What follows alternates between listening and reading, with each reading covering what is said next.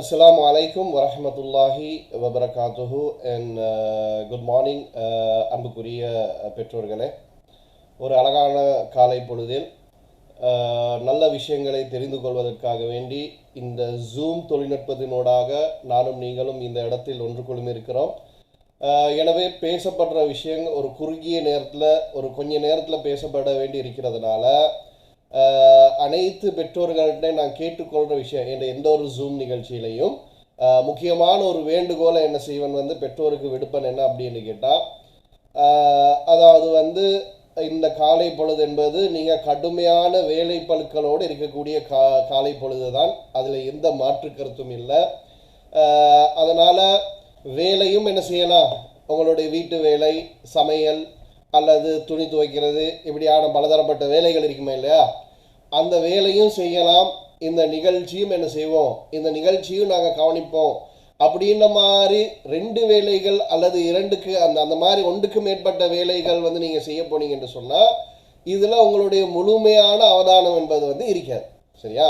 அப்போ அதனால் எல்லா பெற்றோர்களையும் நான் கேட்டுக்கொள்கிற விஷயம் என்னென்னு கேட்டால், அதெல்லாம் செய்கிறதுக்கு உங்களுக்கு தாராளமாக நேரம் இருக்குது, எக்கச்சக்கமான நேரம் இருக்குது.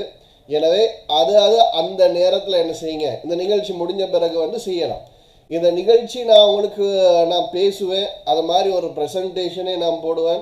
அதில் என்ன செய்யுங்கன்னு கேட்டால், உங்களுக்கு தேவையான விஷயங்கள் எல்லாம் ரொம்ப முக்கியம் அப்படின்னு நீங்கள் கருதுகிற விஷயங்கள் இருக்கிறா இல்லையா, அதை ஒரு பேப்பர் உண்டா அல்லது சின்ன ஒரு நோட் புக் ஒன்று எடுத்துக்கிட்டு ஒரு பென் ஒன்றும் எடுத்துக்கிட்டு என்ன செய்யுங்க, நீங்கள் நோட் பண்ணுங்கள். சரியா?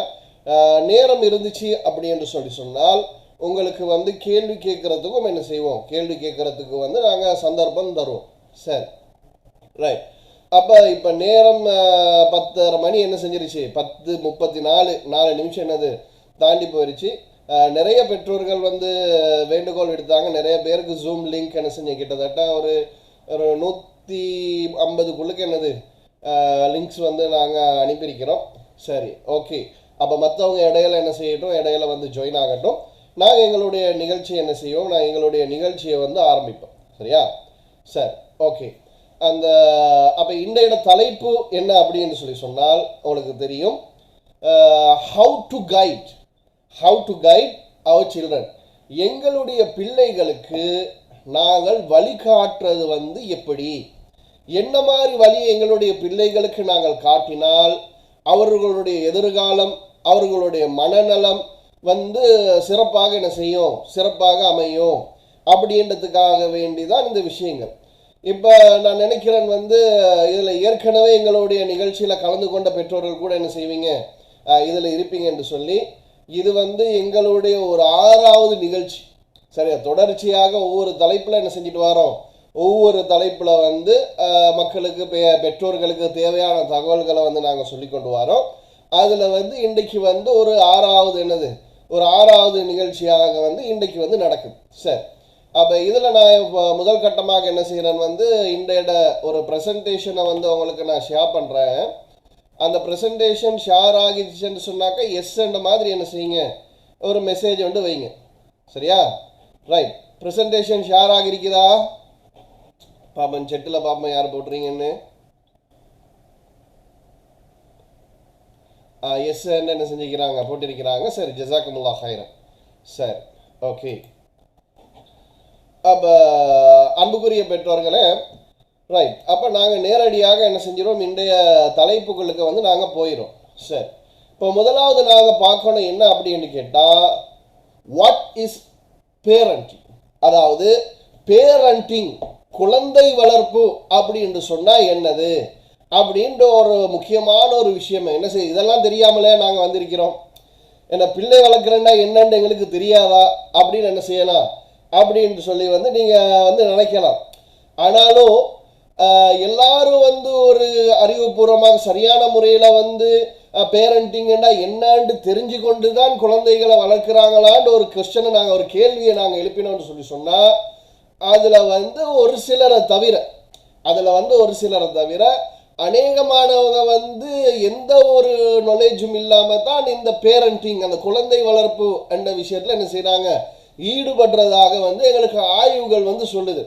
ஏதோ எனது கண்களால் பார்க்குறது, அனுபவம், வீட்டில் எங்கள் அம்மா இப்படி தான் வளர்த்தாங்க, எங்கள்ட வாப்பா இப்படி தான் வளர்த்தாங்க, அப்போ நாங்களும் இது மாதிரி தான் செய்யணும் என்று ஏதோ ஒரு அடிப்படையில் வந்து ஒரு குறுகிய ஒரு அறிவோட அந்த பேரண்டிங்குள்ளுக்கு நுழையிறாங்களே தவிர உண்மையாகவே பேரண்டிங் என்று சொன்னால் என்னது, அது எவ்வளோ ஒரு அற்புதமான ஒரு அழகான ஒரு பொறுப்பு மிக்க ஒரு வேலை ஒரு கலை என்பது வந்து என்னது இல்லை, நிறைய பேருக்கு வந்து என்ன செய்ய மாட்டேங்குது, தெரிய மாட்டேங்குது. சரியா?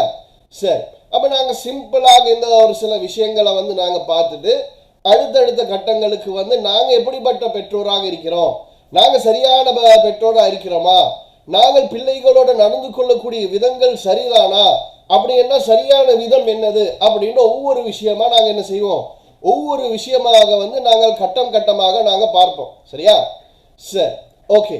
அப்போ அந்த அடிப்படையில் பாருங்க, நான் போட்டிக்கிறது வந்து அதாவது குழந்தை வளர்ப்பு என்ன அப்படின்னு சொன்னால் அந்த குழந்தைகளுடைய 18 வயது வரைக்கும் குறைந்தது, சரியா, 18 அல்லது அதுக்கு மேலே திருமணம் முடிக்கிற வரைக்கும் நாங்கள் என்ன செய்யணும், நாங்கள் வந்து கைட் பண்ணணும்.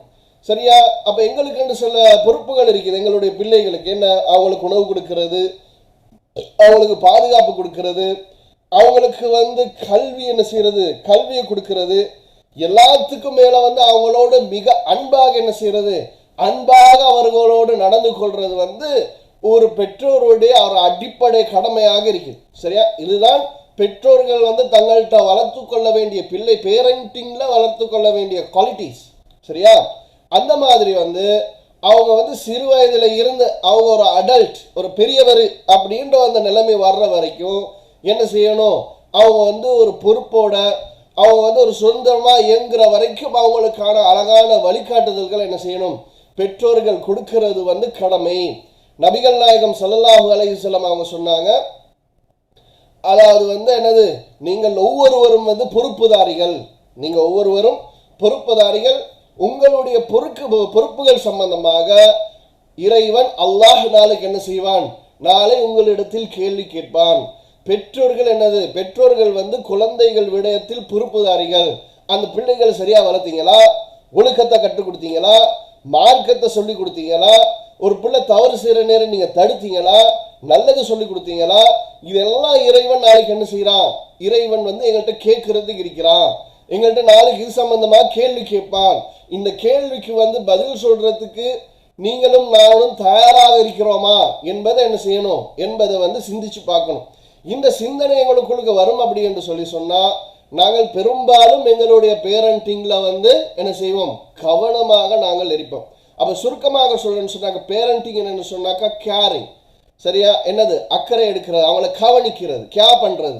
சரியா? ப்ளஸ் கைடிங், வழிகாட்டுறது. அதே மாதிரி preparing a child for adult life, அதாவது ஒரு வாலிப அந்த என்ன அடல்ட்னு சொல்லுவோமே, அந்த பருவ வயதை அடைஞ்ச அந்த பெரியவங்க இளைஞர்கள் யுவதிகள் என்று சொல்லுவோமே, அது வரைக்கும் அவங்களுக்கு என்ன செய்யறது, அந்த வாழ்க்கைக்கு அவங்களுக்கு வந்து சரியான வழிகாட்டுதல் கொடுக்கிறது என்பது தான் என்னது பேரண்டிங், அதாவது குழந்தை வளர்ப்பு, பிள்ளை வளர்ப்பு அப்படின்னு என்ன செய்யணும், எல்லாரும் வந்து விளங்கிக்கொள்ளணும். சரியா? சரி, ஓகே, ரைட். இப்போ நிறைய பேரண்டிங் ஸ்டைல்ஸ் இருக்குது. சரியா? எல்லாரும் ஒரு மாதிரி தான் தங்களுடைய பிள்ளைகளை வளர்க்குறாங்களா, எல்லாரும் ஒரே மாதிரியான மெத்தடை தான் கையாளுறாங்களான்னு கேட்டால் இல்லை. ஆளுக்கு ஆள், பெற்றோருக்கு பெற்றோர் என்ன செய்யுது, குழந்தை வளர்ப்பு முறைகள் வந்து என்ன செய்யுது, வித்தியாசப்படுது. சரியா? அதில் ஒரு சில இந்த பேரண்டிங் ஸ்டைல்ஸ் என்ன செஞ்சிருக்கிறேன், இதில் நான் போட்டிருக்கிறேன். இதில் எந்த மாதிரியான பெற்றோர் நீங்கள் எப்படி இருக்கிறீங்க, நீங்கள் இருக்கக்கூடிய இந்த முறை சரிதானா, இதனால பிள்ளைகள்கிட்ட எப்படியான மாற்றங்கள் வந்து ஏற்படுது அப்படின்றது என்ன செய்யணும் அப்படின்றது வந்து நீங்க சிந்திச்சு பார்க்கணும். அப்ப அதுக்காக வேண்டிதான் என்ன செய்யணும், அதுக்காக வேண்டிதான் எல்லாரும் ஒரே மெத்தடை ஃபாலோ பண்றாங்க. இப்ப பாருங்க, ஒரு சின்ன ஒரு உதாரணம் என்ன செய்யறேன், ஒரு உதாரணம் உங்களுக்கு நான் சொல்லி காட்டுறேன். இப்போ ஒரு தாய் என்ன செய்ய, ஒரு மகளுக்கு ஒரு மகனுக்கு ஒரு பிள்ளைக்கு வந்து சாப்பாடு விட்டுறான்னு வைங்களேன். சரியா? ஒரு தாய் என்ன செய்வா, ஒரு தாய் வந்து இதாங்கம்மா, இதாங்க ராணி, இதாங்க செல்லம், சாப்பிடுங்க அப்படின்னு சொல்லி பின்னாடியே ஓடிக்கிட்டே போய் என்ன செய்வாங்க, இங்க அந்த பிள்ளை எங்கெல்லாம் ஓடுதோ அங்கெல்லாம் ஓடிக்கிட்டே போய் என்ன செய்வாங்க, சாப்பாடு வந்து ஊட்டுவாங்க. சரியா? இது களைப்போடி என்ன ஓட்டுறான்னு ஒரு இடத்துல நிற்க மாட்டேங்கிறானே, நான் பின்னாடியே போய் சாப்பாடு ஊட்ட வேண்டியிருக்குதுன்னு ஒரு சில பெற்றோர்கள் அப்படி என்ன செய்வாங்க, அப்படி சாப்பாடு விட்டுருவாங்க. அப்போ இன்னும் சில பேர் எப்படி அப்படின்னு சொன்னால் அப்படியே வந்து ஸ்ட்ரிக்டாக உட்கார வச்சு எலும்புறல சேர விட்டு அப்படின்னு சொல்லிட்டு அவன் வாயை மூடி இருந்தாலும் அந்த வாயை திறந்து வாயோடுக்கு சாப்பாடு என்னது, சாப்பாடை வந்து அமுக்குறது. இப்படியான சில பெற்றோர்கள். அவன் இன்னும் சில பெற்றோர்கள் எப்படி நடந்து கொள்வாங்கன்னு சொன்னால், இதாரிக்கு சாப்பாடு, இதா வேண்டிய அளவு தின்னல்லாட்டி வை, நீ திண்டா தின்னு இல்லாட்டி விடு அப்படின்னு இன்னும் சில பேர் என்ன செய்வாங்க. இப்போ பாருங்க, 3 பெற்றோர்கள் வந்து வெவ்வேறு விதங்கள்ல என்ன செய்யறாங்க, வெவ்வேறு விதங்கள்ல வந்து நடந்து கொள்றாங்க. இப்போ இவங்க வந்து தண்ட பிள்ளைட மேல பாசம் இல்லாதவங்களா அப்படின்னு கேட்டா பாசம் உள்ளவங்க தான். சரியா? இதே தாய் என்ன செய்ய மாட்டா, இதே தாய் வந்து ரோட்ல உள்ள ஒரு பிள்ளைய கூட்டு வந்து இதாங்க சாப்பாடுங்கன்னு சொல்லி வாயில அந்த சாப்பாடை திணிப்பாவா ஊட்டுவாவா? ஊட்ட மாட்டா. தண்ட பிள்ளைக்கு தான் என்ன செய்யறா, தண்ட பிள்ளைக்கு தான் வந்து அந்த மாதிரி செய்யறா. சரியா? அப்ப இதுகளில் வந்து என்ன மாதிரி பிள்ளைகளோட நடந்து கொள்றது சரி, இந்த எல்லா பேரண்டிங் ஸ்டைல்ஸும் சரிதானா அப்படின்னு சொல்லி நாங்கள் என்ன செய்ய போறோம், ஒரு முக்கியமான விஷயங்களை வந்து இன்றைக்கு நாங்கள் கற்றுக்கொள்ள, நாங்கள் வந்து தெரிஞ்சு கொள்ள போறோம். சரியா? அப்ப நீங்க யோசிச்சு பாருங்க, நீங்க எந்த கேட்டகரியில் இருக்கிறீங்க, நான் எப்படியான பெற்றோர், என்னுடைய பிள்ளைக்கு நான் எப்படிப்பட்ட ஒரு பெற்றோராக நான் இருக்கிறேன் அப்படின்னு சொல்லி என்ன செய்யணும், நீங்க வந்து சிந்திச்சு பார்க்கணும். சரியா? அப்ப பிழைகள் இருக்கக்கூடிய பட்சத்தில் நீங்க திருந்திக் கொள்ளணும். சரி, ஆமா நான் இது செய்யக்கூடாது, நான் இப்படி தப்பா தான் என்னுடைய பிள்ளைகள், நான் தவறான மாதிரி தான் நான் என் பிள்ளைகளுக்கு நான் வழிகாட்டுறேன், இப்படிதான் நான் இருக்கணும் அப்படின்னு சொல்லி நீங்க என்ன செய்யணும், நீங்க அதுக்கேற்ற மாதிரி வந்து நீங்க நடந்து கொள்ளணும். சரியா? சரி, ஓகே. இப்போ என்ன செய்வோம், இப்போ அடுத்தது வந்து பார்ப்போம். சரி, அப்ப இதுல வந்து முதலாவது ஸ்டைல், பேரண்டிங் ஸ்டைல், முதலாவது பிரிவு. சரியா? ஆத்தோரிட்டேரியன் அப்படின்னு வந்து இங்கிலீஷ்ல சொல்லுவாங்க. இவங்க யாரு, அப்படி எப்படிப்பட்ட பெற்றோர்னு சொன்னா, அதில் போயிட்டு மேலால என்ன செஞ்சு போட்டீங்கன்னு கேட்டா, லிமிட்ஸ் வித்வுட் ஃப்ரீடம். அதாவது இவங்க வந்து பிள்ளைகளுக்கு எப்பேற்பட்ட ஃப்ரீடத்தை என்ன செய்ய மாட்டாங்க, ஃப்ரீடத்தை வந்து, ஃப்ரீடம் என்று சொன்னால் சுதந்திரம், எப்பேற்பட்ட சுதந்திரத்தை என்ன செய்ய மாட்டாங்க, பிள்ளைகளுக்கு சுதந்திரம் என்றதை வந்து கொடுக்க மாட்டாங்க. ரைட்? இவங்க வந்து கட்டும் ஸ்ட்ரிக்டா, அதை செய்யாது, இதை தொடாது, அதை பிடிக்காது, அங்க போவாது, உட்காரண்டா இங்க உட்காரண்டா இங்க உட்காரணும், அந்த இடத்த விட்டு என்ன செய்யக்கூடாது, நகரக்கூடாது, அதை பிடிக்காது, அங்க பாயாது, அதை செய்யாது என்று சொல்லி எப்ப பார்த்தாலும் இவங்க கூடுதலாக பிள்ளைகளோட பேசுற பாஷை என்னன்னு கேட்டால் எல்லாமே கட்டளை, ஓர்டர்ஸ் அப்படின்னும். ஓர்டர்ஸ் செய்யறல்ல, பிடிக்கிறல்ல அப்படின்ற மாதிரி பேசுவாங்க இல்லையா? இது எல்லாம் என்னது, இதெல்லாம் வந்து ஓர்டர்ஸாக தான் என்ன செய்யும், இதெல்லாம் வந்து ஓர்டர்ஸாக தான் வந்து இருக்கும். சரியா? ஒரு பேரண்ட் போட்டிக்கிறாங்க வந்து வாய்ஸ் எக்கோவாக என்ன செய்யுது, எக்கோவாக வருது, சரியா வரமாட்டேங்குது. எல்லாருக்கும் அப்படித்தானே இருக்குது. அப்படி ஆமான்னு சொன்னாக்க எஸ்ன்னு போடுங்க, இல்லாட்டி அவங்களோட இதில் மட்டும் எப்படி சார் டிஃப்ரெண்டாக கேட்குதோ தெரியல. நான் அப்படின்னு சொன்னால் ஒரு சவுண்ட் எனக்கு எங்கிட்ட என்ன செய்யலாம், இந்த கேமராவுக்கு வந்து எனக்கு சவுண்டை போட்டுடலாம்.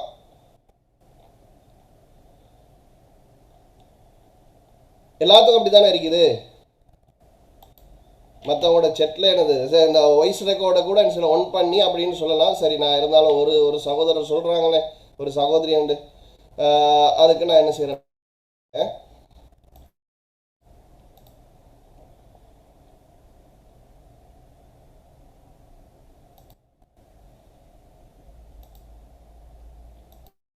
சரி. அப்போ வந்து டைரக்ட் சவுண்டை என்ன செஞ்சிருக்கிறேன், கேமராவுக்கு கொடுத்திருக்கிறேன்.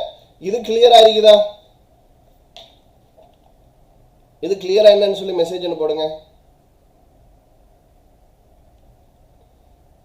ரைட், ஓகே ஓகே, நான் கிளியர்னு போட்டிக்கிறாங்க. ரைட், ஜஸாக்கல்லாஹ் ஹைர். சரி, ஓகே. சரி, அப்போ இவங்க என்ன செய்வாங்க அப்படின்னு கேட்டால், இவங்களோட வந்து என்ன செய்வாங்கன்னு கேட்டால், இவங்களோட வந்து பெரும்பாலும் எல்லாமே கட்டளைகளாக, அது செய்ய வேணாம், இது செய்ய வேணாம். அதே மாதிரி வந்து இவங்க எப்போ பார்த்தாலும் வந்து கடுமையான ஒரு அட்வைஸ் கொடுக்கறதா இருந்தால் கூட ஒரு கடுமையான ஒரு துணியில தான், இதெல்லாம் இப்படியெல்லாம் பண்ணுறது இல்லை அப்படின்ற மாதிரி ஒரு பள்ளையம் கடிச்சிக்கிட்டு அந்த மாதிரி என்னது, அந்த மாதிரி கடுமையாக, இப்படி பிள்ளைகளோட கடுமையாக இருந்தால் தான் என் பிள்ளை நல்ல பிள்ளையா வருவான், என் சொல் பேச்சை வந்து கேட்பான், என்னை வந்து மதித்து நடப்பான் அப்படின்னு சொல்லி ஒரு சில பெற்றோர்கள் வந்து இந்த அளவுக்கு, சரியா, இந்த அளவுக்கு வந்து ரொம்பவே கடுமையாக பிள்ளைகளோட ரொம்பவே ஸ்ட்ரிக்டாக இருப்பாங்க. சரியா? இப்போ இந்த மாதிரி ஸ்ட்ரிக்டாக நீங்கள் இருக்கிறீங்களா என்பதை என்ன செய்யுங்க, கொஞ்சம் சிந்திச்சு பாருங்க. இப்போ உளவியல் சைக்காலஜி வந்து என்ன சொல்லுது, இந்த மாதிரி ஸ்ட்ரிக்டாக இருக்கிறது தான் சிறந்தது, இதுதான் ரொம்ப பெஸ்ட்டான பேரண்டிங், இதுதான் சிறந்த குழந்தை வளர்ப்பு, பிள்ளை வளர்ப்பு அப்படின்னு சொல்லுதான்னு கேட்டால் அப்படி இல்லை. சரி, இப்போ பாருங்க வந்து அதோட அவுட்கம்ஸ். இப்படியான பிள்ளைகள்கிட்ட அவங்க வந்து எப்படிப்பட்டவர்களாக மாறுறாங்க, எப்படிப்பட்ட தன்மைகள் உள்ளவங்களாக காணப்படுறாங்கன்னு சொல்லி எங்களுக்கு உளவியல் என்ன செய்யுது, எங்களுக்கு வந்து உளவியல் வந்து வகுத்து தருது. சரி, இப்போ பாருங்க, அதில் உங்களுக்கு என்னது நீங்கள் விளங்கி கொள்றதுக்காக வேண்டி இந்த மாதிரி அந்த அவுட்கம்ஸை மட்டும் நான் என்ன செஞ்சுக்கிறேன், உங்களுக்கு தமிழ்லையும் வந்து டிரான்ஸ்லேட் பண்ணி இந்த ப்ரெசன்டேஷனில் வந்து போட்டிருக்கிறேன். சரி, முதலாவது என்னன்னு கேட்டால் ஒபீடியன்ட். என்னது, அதாவது வந்து கீழ்ப்படிதல். இப்போ கீழ்ப்படிதல் என்றது நல்ல விஷயம் தானே, அது எப்படி சார் தப்பான விஷயமா இருக்கும் அப்படின்னு என்ன செய்யலாம் அப்படின்னு சொல்லி வந்து நீங்கள் நினைக்கலாம். சரியா, கீழ்ப்படிதல் என்பது தப்பான விஷயம் இல்லை. கண்டிப்பாக எங்களுடைய பிள்ளைகள் நாங்கள் சொல்கிறதுக்கு என்ன செய்யணும், நாங்கள் சொல்கிறதுக்கு வந்து கீழ்ப்படிஞ்சு தான் அவங்க நடக்கணும். அதுதான் நல்ல பிள்ளைகள். ஆனால் இவங்க எப்படிப்பட்டவங்கன்னு சொல்லி சொன்னால் எல்லாத்துக்கும் சரியோ பிள்ளையோ என்ன செய்வாங்க, அம்மா அப்பா சொன்னால் கேட்பாங்க. எதையும் யாருக்கிட்டையும் அந்த சொந்தமாக முடிவெடுக்காம அவங்க வந்து அவங்கள்ட்ட தான் தங்கி நிற்பாங்க. எந்த அளவுக்குன்னு சொல்லி சொன்னால், நாளைக்கு வந்து அவங்க திருமணம் முடிச்சுட்டு போனாங்கன்னு வைங்களேன், நாளைக்கு அவர்கள் திருமணம் முடிச்சுட்டு போனால் கூட அதாவது வந்து அவங்க ஒரு மனைவியாக இருக்கலாம் அல்லது ஒரு கணவராக என்ன செய்யலாம், ஒரு கணவனாக இருக்கலாம். அந்த இடத்துல வந்து இவங்க என்ன செய்வாங்கன்னு கேட்டால், கணவருடைய பேச்சு அதுக்கு வந்து முக்கியத்துவம் கொடுக்கறதை விட, அதாவது எதுக்கு எடுத்தாலும் வந்து தன்னோட பேரண்ட், என் உமா இப்படி தான் சொன்னாங்க, என் வாப்பா இப்படி தான் சொல்லியிருக்கிறேன், நான் இப்படி தான் செய்வேன் என்ற மாதிரி அந்த ஒரு இதுலேயே என்ன செஞ்சிருவாங்க, ஒரு மென்டாலிட்டியிலே வந்து இருந்துருவாங்க. அந்த மாதிரி மென்டாலிட்டியில் இருந்தாங்கன்னு சொன்னால் அது நாளைக்கு அவருடைய குடும்பத்தில் மிகப்பெரிய ஒரு விரிசலை உண்டு பண்ணுறதுக்கு அதுவே என்ன செஞ்சிடும், அதுவே வந்து காரணமாக வந்து அமைஞ்சிடும். சரியா, அப்போ அதனால் வந்து இப்படியான ஒரு விளைவு இதில் இருக்குது. இது நல்லதா தப்பா, இது நல்ல விளைவா அல்லது மோசமான விளைவா என்பதை நீங்கள் என்ன செய்யுங்க, நீங்கள் வந்து சிந்திச்சு பாருங்க. சரி, அடுத்தது டிஸ்ட்ரஸ்ட்ஃபுல். என்ன, அவநம்பிக்கை. அவங்களுக்கு வந்து என்னது, எதிலையுமே வந்து ஒரு ஈடுபாடு, ஒரு நம்பிக்கை என்பது என்ன செய்யாது, ஒரு நம்பிக்கை என்பது வந்து அவங்களுக்கு வராது. சரியா, ஏன்னா அவங்களுக்கு வந்து எந்த ஒரு விஷயம் தானாக சுயமாக இயங்கினா தான் ஒரு நம்பிக்கை என்பது வரும். இது எல்லாத்துக்குமே பெற்றோர்கள் அது செய்யாத இது செய்யாத அப்படி பண்ணாத என்று சொல்லும் பொழுது அவங்களுக்கு அந்த நம்பிக்கை என்பது என்ன செய்யாதான், ஏற்படாது அப்படின்னு என்ன செய்கிறாங்க அப்படின்னு சொல்கிறாங்க. அதே மாதிரி நோ எக்ஸ்பிரஷன் ஆஃப் ஃப்ரீடம். சுதந்திரத்தில் ஒரு வெளிப்பாடு, ஒரு சுதந்திரமான தன்மை, சுதந்திரமாக எதையும் செய்யக்கூடிய ஆற்றல் என்பது என்ன செய்யாது, எந்த விதமான ஆற்றலும் அந்த குழந்தைகளுக்கு வந்து இருக்காது அப்படின்னு சொல்லி என்ன செய்கிறாங்க அப்படின்னு சொல்கிறாங்க. அது மட்டுமா, அது மட்டும் இல்லை, பெரும்பாலும் இந்த மாதிரியான பிள்ளைகள் வந்து அன்ஹாப்பி, அதாவது ஒரு மகிழ்ச்சியற்ற ஒரு ஆளை ஜெயிலில் வச்சா வந்து அவன் ரொம்ப மகிழ்ச்சியாக இருப்பாங்களா, இருக்க மாட்டாங்க. ஜெயிலில் இருந்தா ஜெயிலில் ரொம்ப சந்தோஷமாக இருக்கிறான் அப்படின்னு சொல்லலுமா, அப்படி சொல்ல முடியாது. அவன் அந்த மாதிரி இந்த பிள்ளைகள்கிட்ட வந்து தனக்கு சுதந்திரம் என்றதே இல்லை அப்படின்ற மாதிரியான ஒரு எண்ணத்தில் ஒரு ஒரு ஒரு மனோபாவத்தில் அவங்க இருக்கிறதுனால இவங்களுக்கு என்ன செய்யாது, இவங்கள்ட்ட வந்து மகிழ்ச்சி என்பது பெரும்பாலும் என்ன செய்யாது, பெரும்பாலும் வந்து மகிழ்ச்சி என்பது இருக்காது. அடுத்தது நாட் ஹை அச்சீவர்ஸ். அதாவது இவங்க வந்து சொந்தமாக சிந்திக்காதனால, சொந்தமாக எதையும் வந்து ரொம்ப அவங்களாக ஒரு முயற்சி எதுவும் செய்யாததுனால இவங்க வந்து எந்த ஒரு சாதனையும் என்ன செய்ய மாட்டாங்க. எந்த சாதனை இதெல்லாம் வந்து என்ன சொல்கிறது, சும்மா ஆட்கள் வந்து இந்த பாயிண்ட்ஸ் எல்லாம் சொல்லலை. சரியா, இப்போ இந்த பாயிண்ட்ஸை கூட நான் உங்களுக்கு வகுத்து தந்திருக்கிறேன். உலகத்தில் உள்ள முக்கியமான உளவியலாளர்களால் முன்மொழியப்பட்ட விஷயங்கள் மூலமாக அதிலிருந்து நான் ஒரு சாறு பிழிஞ்சி அதை சமரைஸ் பண்ணுறேன்னு சொல்லுவோமே இல்லையா, அப்படி என்ன செஞ்சிருக்கிறேன் வந்து வடித்து தந்திருக்கிறேன். சரியா, அப்போ அவங்க சொல்கிறாங்கன்னு கேட்டால் இந்த மாதிரி பேரண்டிங்கில் வளர்க்கப்பட்ட பிள்ளைகள் வந்து சாதனையாளர்கள் ஆனது இல்லை. இவங்க வந்து என்ன செஞ்சிருக்கிறாங்க, ரொம்பவே எல்லாத்துலையும் ஒதுங்கி போய், இன்னும் சொல்ல போனால் சம்டைம் வந்து இன்ஃபீரியாரிட்டி காம்ப்ளெக்ஸ், நான் இதில் போடலை. சரியா, இன்ஃபீரியாரிட்டி காம்ப்ளெக்ஸ் என்பது வந்து தாழ்வு மனப்பான்மை அப்படின்னு சொல்லுவோம். சரியா, எல்லா விஷயத்துலையும் தன்னை தானே தாழ்த்தி கொள்வது. சரியா, அப்படிப்பட்டவர்களாக இவங்க மாறுறதுக்கு அதிகம் வாய்ப்பு இருக்குது. அதனால அப்போ பெற்றோர்கள் நீங்கள் சிந்திக்கணும், நான் இப்படிப்பட்ட பெற்றோரா, அல்லது நீங்கள் இதை மாதிரி இல்லாட்டி நீங்கள் சந்தோஷப்பட்டுக்கிறேன். நான் அப்படியெல்லாம் இல்லைப்பா, நான் பிள்ளைகளோடலாம் அந்த அளவுக்கு என்னது இல்லை, நான் அந்த அளவுக்கெல்லாம் நான் கடுமை காட்டுறது இல்லை என்று சொன்னால் ரைட், நீங்கள் பயப்பட வேண்டிய அவசியம் இல்லை. சரியா, சரி, இப்போ இது ஒரு வகையான என்னது, இது ஒரு வகையான பேரண்டிங். சரி, அடுத்தது பார்ப்போம். சரி, அடுத்த பேரண்டிங் என்னன்னு சொல்லி சொன்னால் பெர்மிசிவ், அதாவது ஃப்ரீடம் வித்தவுட் லிமிட்ஸ். இவங்க என்னன்னு கேட்டா இவங்க வந்து எந்த ஆர்டரும் போட மாட்டாங்க, எந்த கட்டளையும் பண்ண மாட்டாங்க. அவனுக்கு விரும்பினதை அவனா செய்வான், அவனுக்கு எது சரி என்று படுதோ அவன் செய்யட்டும், அவனை தானே அவனை நாங்கள் ஒன்றும் என்ன செய்ய தேவையில்ல, நாங்கள் பெத்து போடுறது மட்டும்தான் என்னது, நாங்கள் பெற்று போடுறது மட்டும்தான் கடமை, நாங்கள் சாப்பாடு உணவு கொடுக்கறது மட்டும்தான் கடமை, மற்றதெல்லாம் அவனா என்ன செஞ்சிருவான், அவனாக வந்து அதெல்லாம் தெரிஞ்சுக்கிடுவான், அவனாக வளர்ந்து கொள்வான். இந்த மாதிரி நினைக்கக்கூடிய பெற்றோர்கள். சரியா? இது சரியான்னு கேட்டா இதுவும் வந்து என்னது இல்லை, இதுவும் வந்து சரியானது இல்லை. இவங்க வந்து அதிகமாக என்ன செய்வாங்கன்னு கேட்டா இவங்க அதிகமாக வந்து பிள்ளைகளுக்கு வந்து செல்லம் கொடுப்பாங்க. இது செய்ய வேணாம் என்ற ஒரு புள்ள ஒரு தவறான ஒரு காரியத்தை செய்யும் பொழுதும் இவங்க வந்து அதை பெரிய அளவுக்கு என்ன செய்ய மாட்டாங்க, அதை தடுத்து நிறுத்த மாட்டாங்க. ஒரு புள்ள ஒரு தவறான ஒரு காரியத்தில் ஈடுபடுதுன்னா ஒரு பெற்றோருடைய கடமை என்ன, அவங்களோட கடமை என்னன்னு கேட்டால் இது செய்யாதீங்க வாப்பா, இது கூடாது, இதனால வந்து இந்த மாதிரி விளைவுகள் ஏற்படும் அப்படின்னு சொல்லி தன்மையாக அழகாக அந்த பிள்ளைகளுக்கு எடுத்து காட்டி அந்த காரியத்திலிருந்து பிள்ளைகளை என்ன செய்யணும், பிள்ளைகளை வந்து விடுவிக்கணும். அந்த காரியத்தை பிள்ளைகள் திரும்ப செய்யக்கூடாது என்பதை வந்து சொல்லிக் கொடுக்கணும். சரியா? அப்படி சொல்லி கொடுக்காம இவங்க என்ன செய்வான்னு கேட்டால் பிள்ளைகளுக்கு அதிகமான செல்லம் கொடுப்பாங்க. சரி, சில குடும்பத்தில் வாப்பாமார் அதிகமான செல்லம் கொடுப்பாங்க, இன்னும் சில குடும்பத்தில் வந்து தாய்மார்கள் உம்மாமார்கள் என்ன செய்வாங்க, அதிகமான செல்லங்களை வந்து கொடுப்பாங்க. இப்படி கொடுக்கறதுனால இவங்க நாளைக்கு வந்து எப்படிப்பட்ட மோசமானவர்களாக மாறுவாங்கன்னு சொல்லி அவங்களே தெரியாம இந்த மாதிரியான ஒரு பெற்றோராக என்ன செய்யறாங்க, பெற்றோர்களாக அவங்க நடந்து கொள்றாங்க. இன்னும் சொல்ல போனால் அந்த முதியோர் இல்லை இருக்கிறா இல்லையா, பெற்றோர்களை கொண்டு போயிட்டு சேர்க்கிறாங்களே சில பிள்ளைகள், அது எப்படிப்பட்ட பெற்றோர்களுடைய பிள்ளைகள் என்று சொன்னால் சிறு வயதிலேயே அதிகமான செல்லத்தை கொடுத்து வளர்க்குறாங்களா இல்லையா. சரியா? அவங்க செய்கிற தப்புகளை வந்து உரிய முறையில் உரிய நேரத்தில் சுட்டி காட்டி இதெல்லாம் செய்யக்கூடாதுன்னு சொல்லி சுட்டி காட்டாம அதெல்லாம் சின்ன பிள்ளை தானே அப்படின்ற மாதிரி என்ன அப்படின்ற மாதிரி வந்து இருந்துடுறாங்களே, இவங்களுக்கு தான் இந்த மாதிரி என்ன செய்யுது, இந்த மாதிரி வந்து பிரச்சனைகள் வருது. சின்ன பிள்ளை தப்பு செஞ்சாலும் இது தப்பு, இது செய்யக்கூடாதுமா, இதெல்லாம் தவறான விஷயம் என்பது அழகான முறையில் என்ன செய்யணும், அதை வந்து நாங்கள் சுட்டி காட்டணும். சரியா? நபிகள் நாயகம் ஸல்லல்லாஹு அலைஹி வஸல்லமோட பேர குழந்தை நினைக்கிறேன் ஹசன் இல்லாட்டி ஹுசைன் நினைக்கிறேன், அவங்க என்ன செய்கிறாங்க, பைத்துல் மால்ன்றா மக்களுக்கான நிதி. நபிகள் நாயகம் பைத்துல் மால்னு வச்சு என்ன செய்வாங்க, ஏழை எளிய மக்களுக்கு வந்து என்ன செய்வாங்க, தர்மங்களை வந்து வாரி வாரி வழங்குவாங்க, கொடுப்பாங்க. சரியா? அப்போ அந்த அந்த பைத்துல் மாலில் என்ன செய்கிறாங்கன்னு கேட்டால் நபிகள் நாயகம் அவங்களோட ஒரு பேரன் என்ன செய்கிறாங்க, ஒரு பேரன் வந்து அப்படியே ஒரு ஈச்ச பழத்தை எடுத்து சாப்பிட்டாங்க, சின்ன பிள்ளை குழந்தை. சரியா? அப்போ அதை எடுத்து சாப்பிட்றாங்க. நபிகள் நாயகம் உடனே அது என்னது, துப்பு வேணாம், இது கூடாது என்று சொல்லிட்டு அழகான முறையில் சொல்லி கொடுக்குறாங்க. என்ன சொல்கிறாங்க, சொல்லி கொடுக்குறாங்க வந்து எங்களுடைய குடும்பத்துக்கு தர்ம பொருட்கள் கூடாது. தர்மம் என்பது வந்து நபிகள் நாயகத்தின் குடும்பத்துக்கு கூடாது, அவங்க தர்மம் கொடுப்பாங்க.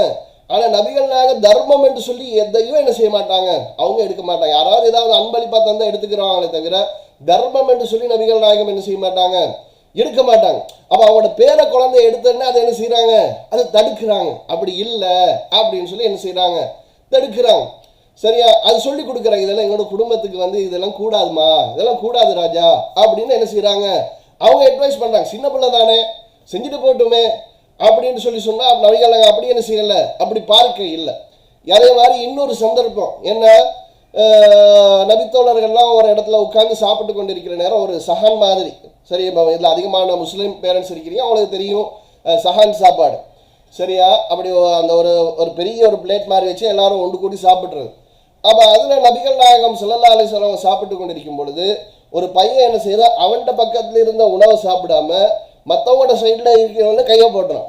அவன் நபிகள் நாயகம் சொல்ல கொடுக்குறாங்க, அந்த குழந்தைய தடுக்கிறாங்க. அப்படி இல்லைம்மா, முதலாவது என்ன செய்யுங்க, இந்த சாப்பாடை தந்தால் இறைவனை வந்து ஞாபகப்படுத்துங்க, அதுக்கு பிறகு என்ன செய்யுங்க, உங்களுடைய பகுதியிலிருந்து நீங்கள் என்ன செய்யணும், நீங்கள் சாப்பிட்றதுக்கு பழகணும் என்று சொல்லி. சின்ன பிள்ளை தானே, எப்படி வேணாலும் சாப்பிட்டு எங்கே யார்ட இதில் போய் கை போட்டாலும் சாப்பிடட்டுமே அப்படின்னு என்ன செய்யலை, அப்படின்னு விடலை. சரியா? சரி, ஏண்டா இப்படி அந்த ஸ்ட்ரிக் பண்ணுற பேரண்ட்ஸை விட இந்த காலகட்டத்தில் வந்து இந்த மாதிரி ஃப்ரீடம் கொடுக்கக்கூடியவங்க நிறைய பெற்றோர்கள் என்ன செய்கிறாங்க, நிறைய பெற்றோர்கள் வந்து இருக்கிறாங்க. சரியா? அப்போ அதனால தான் கொஞ்சம் அதை அழுத்தமாக என்ன செஞ்சேன், அழுத்தமாக சொன்னால் அப்போ இப்படிப்பட்ட பெற்றோர்களுடைய பிள்ளைகள் எப்படிப்பட்டவர்களாக என்ன செய்வாங்க, மாறுவாங்க அப்படின்றத என்ன செய்வோம் அப்படின்னு நாங்கள் பார்ப்போம். சரி, இவங்க வந்து ஆவேச குணம் உள்ளவங்க, எதுக்கு எடுத்தாலும் டக்குண்டு உணர்ச்சி வசப்படுறது, கோபம் எடுக்கிறது, அந்த கோபத்தில் வந்து மோசமான கோபப்படுத்துகிற மாதிரியான அந்த கோபத்தை வெளிக்காட்டுற மாதிரி நடந்து கொள்வது, இந்த மாதிரியான ஒரு கேரக்டராக அந்த பிள்ளைகள் என்ன செய்கிறாங்களா, அந்த பிள்ளைகள் வந்து உருவாகிறாங்க.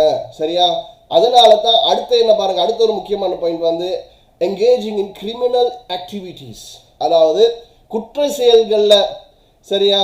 அதாவது இந்த என்ன செய்யறது, அந்த மோசமாக அந்த என்ன சொல்கிறது, இந்த கொலை குற்றங்கள், போதை பாவனைகள், இந்த மாதிரி மோசமான செயல்கள் இருக்குதா இல்லையா? சரி, அந்த கிரிமினல் குற்றங்கள் இருக்குதா இல்லையா? இந்த மாதிரி குற்றங்களில் எப்படியான பெற்றோர்கள்ட்ட வளர்ந்த பிள்ளைகள் ஈடுபடுறாங்க அப்படின்னு சொல்கிற நேரம், சிறு வயதிலேயே மட்டுப்படுத்தப்படாமல், சிறு வயதிலே கண்ட்ரோல் பண்ணப்படுத்தாமல், அவங்களுக்கு இது தவறு இது சரி என்று சொல்லி கொடுக்காத பிள்ளைகள், அந்த பெற்றோர்களுடைய பிள்ளைகள் வந்து அதிகமாக செல்லம், குறிப்பாக அதிகமாக செல்லம் கொடுத்து வளர்க்கப்பட்ட பிள்ளைகள் என்ன செய்வாங்க, இந்த மாதிரியான விஷயங்களில் ஈடுபடுறாங்க. அப்போ பெற்றோர்கள் நீங்கள் ரொம்ப என்ன செய்யணும், ரொம்ப அவதானமாக இருக்கணும், ரொம்ப கவனமாக இருக்கணும். இப்படியான பிள்ளைகளாக உங்களுடைய பிள்ளைகள் நாளைக்கு என்ன செய்யக்கூடாது, உருவாகக்கூடாது. நீங்கள் அதிகமாக கொடுக்கக்கூடிய செல்லம் என்ன செய்யும், அவனோட வாழ்க்கையே பரட்டி போட்டுரும். சரியா? சரி, அடுத்தது என்னது, லீஸ்ட் செல்ஃப் கண்ட்ரோல், மிக குறைந்த சுய கட்டுப்பாடு.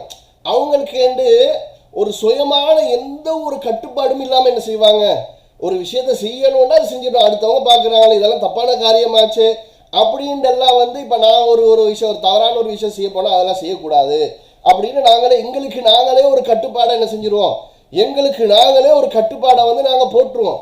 ஆனால் இந்த பிள்ளைகள் வந்து அந்த சுய கட்டுப்பாடெல்லாம் என்ன செய்யாது, அந்த சுய கட்டுப்பாடெல்லாம் வந்து இவங்களுக்கு வந்து இருக்காது. சரியா? அந்த மாதிரி என்ன செய்வாங்க, அந்த மாதிரி இருப்பாங்க.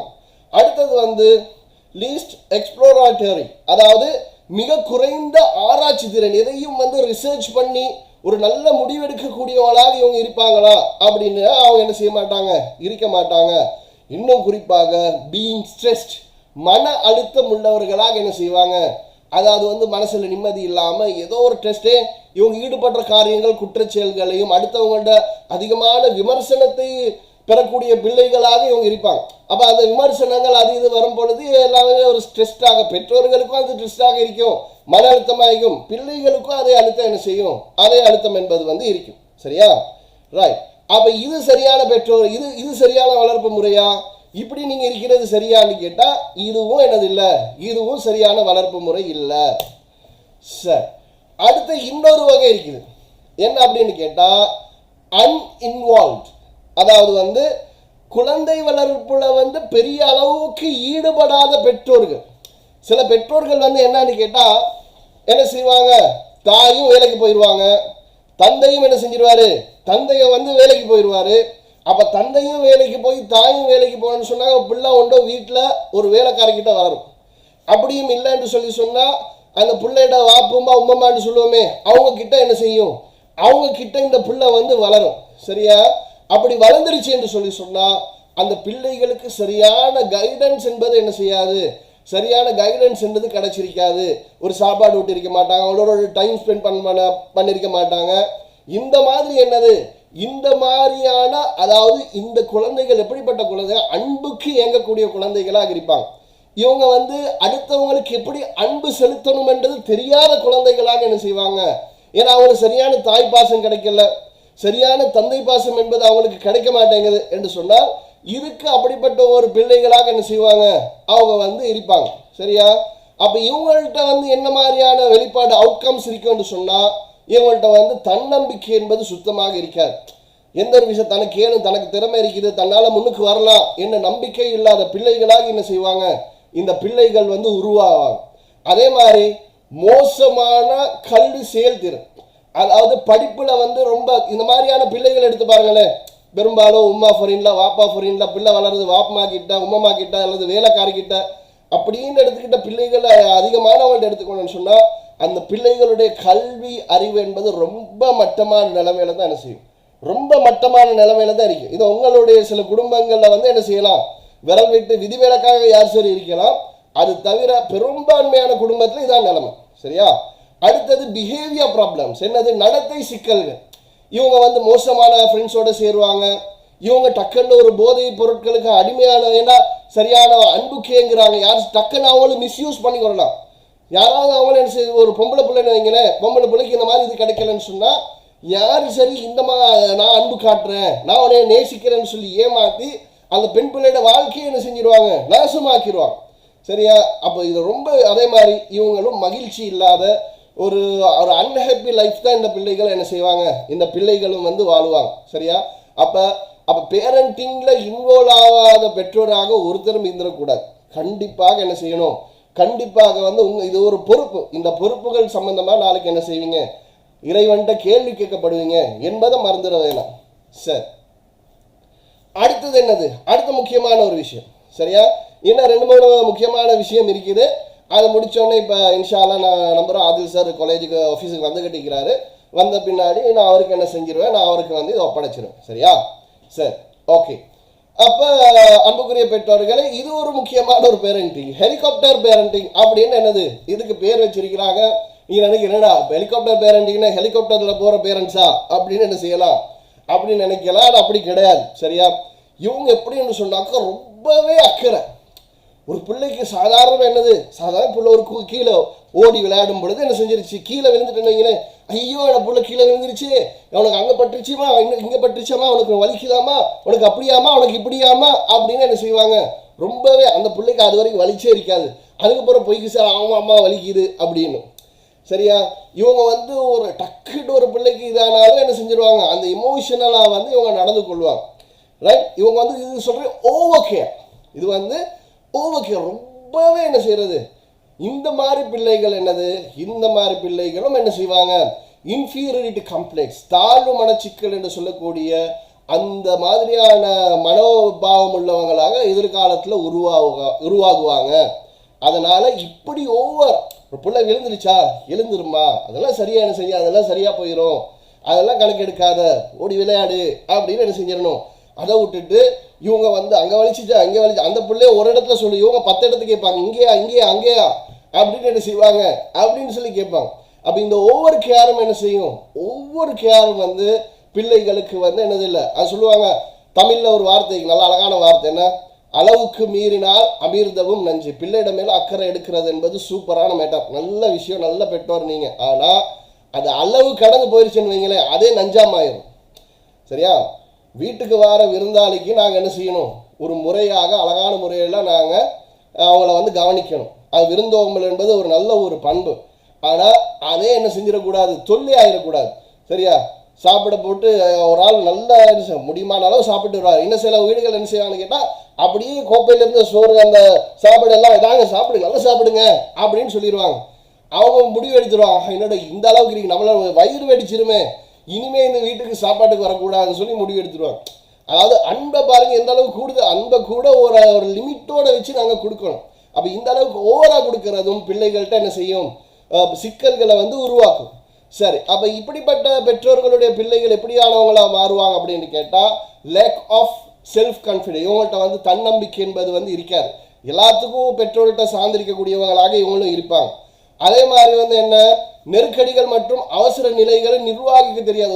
ஒரு பேட் சிச்சுவேஷன், ஒரு கிரிட்டிக்கல் சிச்சுவேஷன், ஒரு அவசர நிலை, இந்த இடத்துல நான் எப்படி முடிவுகள் எடுக்கிறது, என் உம்மாட்ட நான் எப்படி உம்மாட்ட கேட்கணுமே, வாப்பாட்ட கேட்கணுமே, மற்றவங்கள்ட்ட கேட்கணுமேன்னு யோசிப்பாங்களே தவிர அவங்களாக சிந்திச்சு ஒரு டிசிஷன் மேக்கிங் என்ன செய்ய மாட்டாங்க, ஒரு டிசிஷன் மேக்கிங்ன்றது வந்து பண்ண மாட்டாங்க. சரியா? அடுத்தது வந்து என்ன, எப்பயுமே வந்து ஒரு பதட்டமான ஒரு மனநிலையில், எப்பயுமே வந்து பயப்படக்கூடிய, சம்பந்தம் இல்லாத சில விஷயங்களுக்கு பயப்படக்கூடியவங்களாக, எதுக்கெடுத்தாலும் ஒரு பயங்கள் தன்னை மிகைக்கக்கூடியவங்களாக என்ன செய்வாங்க, இந்த பெற்றோருடைய பிள்ளைகள் வந்து இருப்பாங்க. அடுத்தது வந்து லைஃப் ஸ்கில்ஸ், அதாவது வாழ்க்கை தேர்ச்சிகள். சரியா? வாழ்க்கையில் இப்படியான கட்டங்கள் வரும், இந்த மாதிரி முடிவுகள் எடுக்கணும், இந்த மாதிரி தொழிலுக்கு போயிட்டு இந்த மாதிரி நல்ல நிலைமைக்கு வரணும் என்ற எல்லாம் வந்து அந்த ஒரு பெரிய ஒரு நாலேஜ் இல்லாத பிள்ளைகளாக என்ன செய்வாங்க, இவங்க வந்து இருப்பாங்க. சரியா? சரி, அடுத்தது வந்து இதுதான் ஃபைனல். சரியா? சரியான பேரண்டிங் எதுன்னு கேட்டால் டெமோக்ராட்டிக், ஃப்ரீடம் வித் லிமிட்ஸ். அதாவது தேவையான விஷயத்தில் அந்த பிள்ளைக்கு வந்து எதுக்கு ஃப்ரீடம் கொடுக்கணுமோ அதுக்கெல்லாம் ஃப்ரீடம் கொடுப்பாங்க.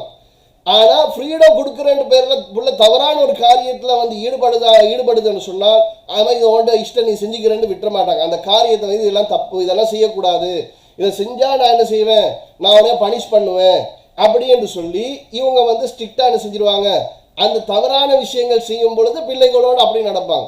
அப்போ சரியான பேரண்டிங் எதுன்னு சொன்னால் அதுதான் என்னது, இதுதான் வந்து சரியான வந்து பேரண்டிங். சரியா? அப்போ இப்படிப்பட்டவங்களோட பிள்ளைகள் எப்படி இருப்பாங்கன்னு சொன்னாக்கா ஹாப்பி, மகிழ்ச்சியான, அவங்களுக்கு ஃப்ரீடம் இருக்குது. அவங்க ஒரு விஷயத்தை நினைச்சா அவங்களுக்கு அதில் முடிவு எடுக்கலாம். பேரண்ட்ஸ் என்ன செய்ய மாட்டாங்க, பேரண்ட்ஸ் நீங்கள் ஃபோர்ஸ் பண்ண மாட்டீங்க, இதை தான் படிக்கணும், இதை தான் செய்யணும் என்பது வந்து அவங்களுக்கு ஃபோர்ஸிங் இருக்காது. அப்போ அவங்க முடிவு எடுப்பாங்க, அவங்க முடிவு எடுப்பாங்க, இதனாலேயும் நான் இதை தான் செய்ய போகிறேன் என்று அவங்க முடிவு எடுப்பாங்க, மகிழ்ச்சியாக இருப்பாங்க. அதே மாதிரி பெரும்பாலும் என்னது, செல்ஃப் ரிலையன்ட், அதாவது வந்து தண்டை வந்து ஒரு முடிவெடுக்கக்கூடியவங்களாக, ஒரு தன்னம்பிக்கை மிக்கவர்களாக என்ன செய்வாங்க, அவங்க வந்து இருப்பாங்க. அதே மாதிரி சுய கட்டுப்பாடு உள்ளவர்கள், இது தப்பு, இது சரி, இதை செய்யக்கூடாது, இது தவறான காரியம் அப்படி என்று சொல்லி இவங்கள சுயமாக அந்த விஷயத்தில் அவங்க நுழைஞ்சிருக்கும் ஒரு சிறப்பான அழகான முடிவுகளை என்ன செய்வாங்க, முடிவுகளை வந்து எடுப்பாங்க. அதே மாதிரி வந்து அனைவரோட என்ன செய்வாங்க, ஒரு நல்ல ஒரு நட்பு வட்டாரத்தோட கலகலான்னு பேசுறது, சிரிக்கிறது, அடுத்தவங்களோட நெருக்கமாக பழகிறது என்று சொல்லி நல்ல ஒரு ஆட்டிடியூட் உள்ள ஒரு பிள்ளைகளாக இந்த பிள்ளைகள் என்ன செய்வாங்க, இந்த பிள்ளைகள் இருப்பாங்க. அடுத்தது உயர் சாதனையாளர்களாக, ஃபியூச்சரில் வந்து எதையும் சாதிக்கக்கூடியவங்களாக, கண்டுபிடிப்பாளர்களாக, நல்ல ஒரு கல்விமானாக, ஒரு கல்வியில் வந்து ஒரு உச்சம் தொடக்கூடியவராக, ஏதாவது ஒரு துறையில் ரொம்ப முன்னுக்கு வரக்கூடியவங்களாக மாறுறது யாரு அப்படின்னு கேட்டால் இப்படிப்பட்ட பெற்றோர்களுடைய பிள்ளைகள் என்று என்ன செய்யுது, உளவியல் வந்து எங்களுக்கு வகுத்து தருது. சரியா? ரைட். அப்போ நீங்கள் முடிவெடுக்கணும், நீங்கள் இதில் என்ன மாதிரியான பெற்றோர், நீங்கள் எப்படி என்ன செய்கிறீங்க, நீங்கள் என்ன மாதிரி இருக்கிறீங்க அப்படின்னு சொல்லி என்னது நீங்கள் முடிவெடுக்கணும். சரியா? இந்த ப்ரெசன்டேஷன்ன்றது ரொம்ப நீளமானது. ரைட். அதனால தான் நான் கொஞ்சம் சில விஷயங்களை கொஞ்சம் வேகமாக என்ன செஞ்சேன். ஏன்னா ஆதில்தாசன் சார் வந்தாருன்னா அவருக்கும் என்ன செஞ்சிடணும், நான் அவருக்கும் கொடுக்கணும் என்பதால் நான் கொஞ்சம் வேகமாக என்ன செஞ்சிட்டேன், கொஞ்சம் வேகமாக நான் போயிட்டேன். இப்போ அடுத்து இன்னும் சில முக்கியமான விஷயங்கள் இருக்குது, நாங்கள் அதை பார்த்துட்டு என்ன செஞ்சிடுவோம், அதை பார்த்துட்டு வந்து நான் ஆதில்தாசன் சாருக்கு நான் கொடுத்துட்றேன். சரியா? ரைட். இதை நான் பிறகு விளக்கப்படுத்துகிறேன், நேரம் இருந்துச்சுன்னு சொன்னால். இன்னும் முக்கியமான சில டிப்ஸை வந்து என்ன செஞ்சிடணும் உங்களுக்கு சொல்லித்தரணுன்றதை இதை கடந்து நான் அடுத்த சப்ஜெக்ட்டுக்கு நான் போகிறேன். சரியா? ரைட். ஓகே. அப்போ என்ன விஷயம்னு கேட்டால், இப்போ நீங்கள் பிள்ளைகளோடு நடந்து கொள்ள வேண்டிய ஒரு சில டிப்ஸ், முக்கியமான சில விஷயங்கள் உங்களுக்கு நான் சொல்லித்தரேன். அதாவது பிள்ளைகள்கிட்ட என்ன செய்யுங்கன்னு கேட்டால், ஸ்க்ரீன் டைம்ன்றது வந்து என்னென்னு கேட்டால் mobile phone, TV, computer games, சரியா, இந்த மாதிரி அந்த ஸ்க்ரீன் பார்க்குற விஷயங்களை வந்து பெற்றோர்கள் என்ன செய்யணும், கண்டிப்பாக வந்து கண்ட்ரோல் பண்ணணும். சரியா? அப்போ இன்றைக்கு வந்து எங்களுக்கு ஆராய்ச்சியாளர்கள் கண்டுபிடிச்சி சொல்கிற விஷயம் என்னன்னு கேட்டால், ஒரு பிள்ளைக்கு வந்து ஒரு நாளைக்கு 1 மணி தியாலத்துக்கு மேலே என்ன செய்யக்கூடாது, 1 மணி தியாலத்துக்கு மேலே ஸ்க்ரீன் டைம் என்பது வந்து இருக்கக்கூடாது. அந்த 1 மணி தியாலம் கண்டிப்பாக இருக்கணும்ன்றது இல்லை. இன்றைக்கு இந்த காலத்தில் இதை தவிர்க்க இயலாது. சரி, இந்த காலத்தில் இது தவிர்க்க இயலாமல் இருக்குது. அதனால 1 மணி தியாலத்தை தாண்டி என்ன செய்யக்கூடாது, அது மொபைல் ஃபோனாக இருக்கலாம், டிவியாக இருக்கலாம், கம்ப்யூட்டராக இருக்கலாம். ஒரு நாளைக்கு மேக்சிமம் எவ்வளோ தானா, 1 மணி தியாலம் தானே. இன்னும் சொல்ல போனால் இந்த பிள்ளைகளுக்கு இன்றைக்கு கல்வி அறிவில் அவங்க பின்தங்கி இருக்கிறதுக்கு காரணம் என்ன அப்படின்னு சொல்லி சொன்னால், இன்றைக்கு பிள்ளைகள்கிட்ட இருக்கக்கூடிய முக்கியமான பிரச்சனை என்ன சொன்னாக்கா அட்டென்ஷன் டிஸார்டர். அதாவது வந்து கவனிக்கக்கூடிய ஆற்றல் வந்து குறைந்தது. இவங்க வந்து என்ன செய்ய மாட்டாங்க, ஒரு விஷயத்தில் வந்து முழுமையாக அவதானம் செலுத்தக்கூடியவங்களாக இருக்க மாட்டாங்க. டக்குன்னு மைண்ட் டைவர்ட் ஆயிடும். ஒரு ஒரு ஒரு நிமிஷத்தில் ஒரு 5-10 நிமிஷம் தான் மேக்ஸிமம் என்ன செய்யலாம், அவங்களுக்கு வந்து அவங்களோட மைண்டை ஈடுபடுத்த முடியும். டக்குன்னு இன்னொரு விஷயத்தில் வந்து மைண்ட் அலப்பாஞ்சிடும், இன்னொரு விஷயத்துக்கு யோசிக்க போயிடுவாங்க. ரைட். அதுக்கு காரணம் என்னன்னு கேட்டால், இன்றைக்கு சொல்கிறாங்க வந்து பிள்ளைகள் பாருங்கள், எது கூடுதலாக வந்து இந்த இன்றைக்கு அதிகமான பிள்ளைகள் மொபைல் யூஸ் பண்ணக்கூடிய பிள்ளைகளாக இருக்கிறாங்க. அந்த மொபைலில் யூடியூப் மாதிரி சில விஷயங்களை பார்த்தாங்கன்னா, அந்த யூடியூப்ல அதிகமாக பிள்ளைகள் எதை பார்க்குறாங்கன்னு சொல்லி ரிசர்ச்சர்ஸ் சொல்கிறாங்க வந்து, அதில் நெருக்கி பாருங்கள் ஷார்ட்ஸ் என்று சொல்லி இருக்கும். அந்த ஷார்ட்ஸ் என்ன செய்வாங்க, டக்கு டக்குன்னு சொல்லி என்ன செய்வாங்க, டக் டக் டக் டக் அப்படின்னு சொல்லி அதை கொஞ்சம் நேரம் பார்ப்பாங்க. அப்போ அந்த பிள்ளைகள் விரும்பி பார்க்குறது அந்த ஒரு ஷார்ட்ஸ், அந்த குறிப்பிட்ட அந்த கொஞ்சம் நேரம் இருக்கக்கூடிய அந்த ஷார்ட்ஸ் தான். இப்போ நாங்கள் எல்லாம் உங்களோட பிள்ளைகள் இன்னைக்கு சின்ன பிள்ளைகள் இருக்கிற நேரம் உங்களுக்கு நீங்களும் தான், நீங்கள்லாம் என்னது அந்த காலத்தில் ஒரு 1/2 மணி தியாலம் 1 மணி தியாலம்லாம் கார்ட்டூன் பார்த்துருப்பீங்க, நானும் பார்த்துருக்கிறேன். ஆனால் இப்போ உள்ள பிள்ளைகளுக்கு அப்படியெல்லாம் பார்க்குறதுக்கெல்லாம் நேரம் இல்லை. அவங்க எல்லாம் என்னது டக் டக்குன்னு சின்ன வீடியோஸ் என்ன இருக்குதோ அதுகளை தேடி தேடி என்ன செய்கிறாங்க, அதிகமான பிள்ளைகள் இப்படி பார்க்குறாங்க. அதனால இன்றைக்கு பிள்ளைகள்கிட்ட என்ன நடந்துருச்சுன்னு சொன்னால் அவங்களோட வந்து கன்சன்ட்ரேஷன் பவர் என்பது குறைஞ்ச போயிட்டு, ஒரு டீச்சர் படித்து தந்தா கூட அதில் அதிகமான நேரம் கவனம் எடுக்கக்கூடிய ஆற்றல் பிள்ளைகளுக்கு இல்லாமல் போயிடுச்சு. சரியா? அப்போ அதுக்கு மெயின் பிரச்சனை வந்து இந்த ஸ்க்ரீன் பாவிக்கிறது தான். சரியா? அதனால இன்னும் சொல்ல போனால் இந்த ஸ்க்ரீன் பாவிக்கிறதுனால நிறைய அவங்களுடைய பிரெயின் செல்ஸ் பாதிக்கப்படுது.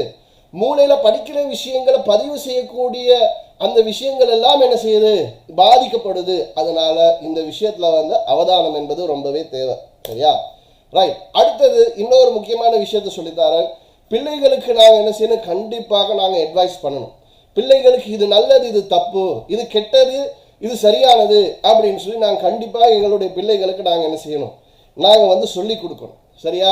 அப்போ நாங்கள் சொல்லி கொடுக்குறேன்னு சொன்னால் நீங்கள் பெற்றோர்கள் செய்யக்கூடிய பெரிய மிஸ்டேக் என்ன தெரியுமா? பெரிய மிஸ்டேக் என்ன அப்படின்னு சொன்னால், அதாவது வந்து என்ன செய்யறது, பெரிய மிஸ்டேக் என்னன்னு சொன்னால், பிள்ளைகளோடு நீங்கள் கோபமாக இருக்கிற பிள்ளைகள் ஒரு தப்பு செஞ்சுருப்பாங்க, அந்த நேரம் பிடிச்சி என்ன செய்வீங்க, ஏசிட்டு அதுக்கப்புறம் அட்வைஸ் பண்ணி இதெல்லாம் செய்யக்கூடாது, எவ்வளோ பிரச்சனை தெரியுமா, உன்னால் எவ்வளோ தலைவலி தெரியுமா, இதனால் என்ன நடக்கும் தெரியுமா அப்படின்னு சொல்லி அந்த நேரத்தில் நீங்கள் அட்வைஸ் பண்ணுவீங்க. இது பிள்ளை. பொதுவாக வந்து நீங்கள் பெற்றோர் பிள்ளை என்று எடுத்தாலும் சரி, கணவன் மனைவி என்று எடுத்தாலும் சரி, சண்டைகள் பிரச்சனை வர நேரம் நீங்கள் அட்வைஸ் பண்ணுறது இருக்கிறதா இல்லையா, அந்த அட்வைஸ் என்றது பெரும்பாலும் எடுபடாது. அட்வைஸ் எப்போ கொடுக்கணும் தெரியுமா, நல்ல மூடில், ஒரு நல்ல எல்லாரும் ஒரு ஹாப்பியாக இருக்கக்கூடிய ஒரு தருணத்தில் அந்த மாதிரி பக்கத்தில் கூப்பிட்டு வச்சு இதெல்லாம் தப்புமா, இதெல்லாம் செய்யக்கூடாது ராஜா, இதெல்லாம் இது இப்படி தான் பண்ணணும் என்று சொல்லி அந்த நேரத்தில் நீங்கள் சொன்னீங்கன்னு சொன்னால் அதை பிள்ளைகள் கேட்டுக்கொள்வாங்க. ஏன்னா மூளை அதிகமாக அது உள்வாங்குது, அது மனசில் வந்து பதியுது. ஆனால் நீங்கள் எப்போ திட்டுறீங்க, எப்போ வந்து இது அட்வைஸ் கொடுக்குறீங்க அப்படின்னு கேட்டால் கோபமாக இருக்கிற நேரம் தான் அட்வைஸ் கொடுக்குறீங்க. அதுவும் அந்த நேரம் கோபமாக இருக்கிற நேரம் சிரிச்சுக்கிட்டு நல்ல அழகான முறையில் தான் அட்வைஸ் கொடுப்பீங்களா, பல்லையும் கடிச்சுக்கிட்டு கண்களையும் பரட்டி கொண்டு பார்க்கறதுக்கே உங்களை பார்க்கறதுக்கு பயமாக இருக்கும் பிள்ளைகளுக்கு. சரியா? அந்த மாதிரி என்னது, அந்த மாதிரி நேரத்தில் அட்வைஸ் கொடுக்கறது வந்து எடுபடாது. சரியா? ரைட். அடுத்தது வந்து பெற்றோர்கள் நீங்கள் செய்ய வேண்டிய வேலை, பிள்ளைகளோடு நேரம் கழிக்கணும், அவங்களுக்கு நேரம் கொடுக்கணும். குறைந்தது ஒரு நேரம் சரி பிள்ளைகளோடு உட்கார்ந்து சாப்பிடணும், பேசணும். முடியும்னு சொன்னாக்க பிள்ளைகளோடு சேர்ந்து விளையாடக்கூடிய ஒரு ஒரு நாள், ஒரு கிழமையில ஒரு ஹாலிடே கிடைக்குதுன்னு சொன்னால் ஒரு நாளைக்கு ஒரு கிரவுண்டுக்கு சரி கூப்பிட்டு போய் பிள்ளைகளோடு சேர்ந்து விளையாடக்கூடிய பெற்றோர்களாக இருக்கணும். அவங்களோட மனம் விட்டு பேசணும். அப்போ வந்து அவங்களோட மனோ ஆரோக்கியம் என்பது ஒரு டாப் லெவலில் என்ன செய்யும், அவங்களோட மைண்ட் ஹெல்தி மைண்டாக என்ன செய்யும், ஹெல்தி மைண்டாக மாறும். அப்படி மாறிச்சு என்று சொன்னால் படிப்பு, விளையாட்டு, தொழில், எந்த துறையாக இருந்தாலும் அந்த பிள்ளைகள் சாதிக்கக்கூடிய பிள்ளைகளாக என்ன செய்வாங்க, மாறுவாங்க. சரியா? ரைட்.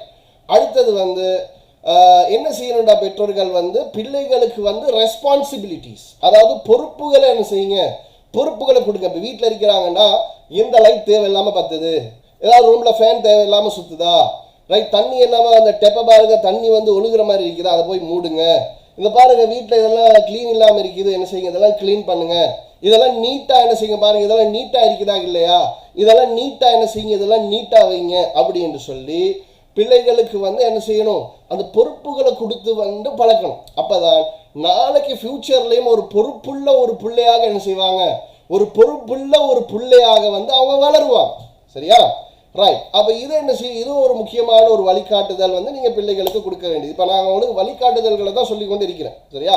ரைட். அடுத்தது explain why should we study and importance of studies. அதாவது பிள்ளைகளுக்கு நாங்கள் ஏன் படிக்கணும், படிப்பு எந்த அளவுக்கு முக்கியமானது, படிப்பு என்பது வந்து நீங்கள் யாருக்காக என்ன செய்றீங்க, படிப்பு என்பது வந்து நீங்கள் யாருக்காக வேண்டி படிக்கிறீங்க. சரியா? நீங்கள் படித்தா நீங்கள் சந்தோஷமாக இருப்பீங்கன்னு நாங்கள் நம்புகிறோம். ஆனால் படிப்பு என்பது வந்து எங்களுக்காக இல்லை, படிப்பு என்பது உங்களுக்காக.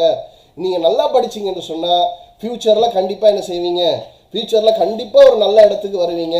அந்த மாதிரி படிப்பு எந்த அளவுக்கு முக்கியம் என்று சொல்லி அந்த விஷயத்தை என்ன செய்யுங்க, அந்த விஷயத்தை வந்து சொல்லிக் கொடுங்க. சரியா?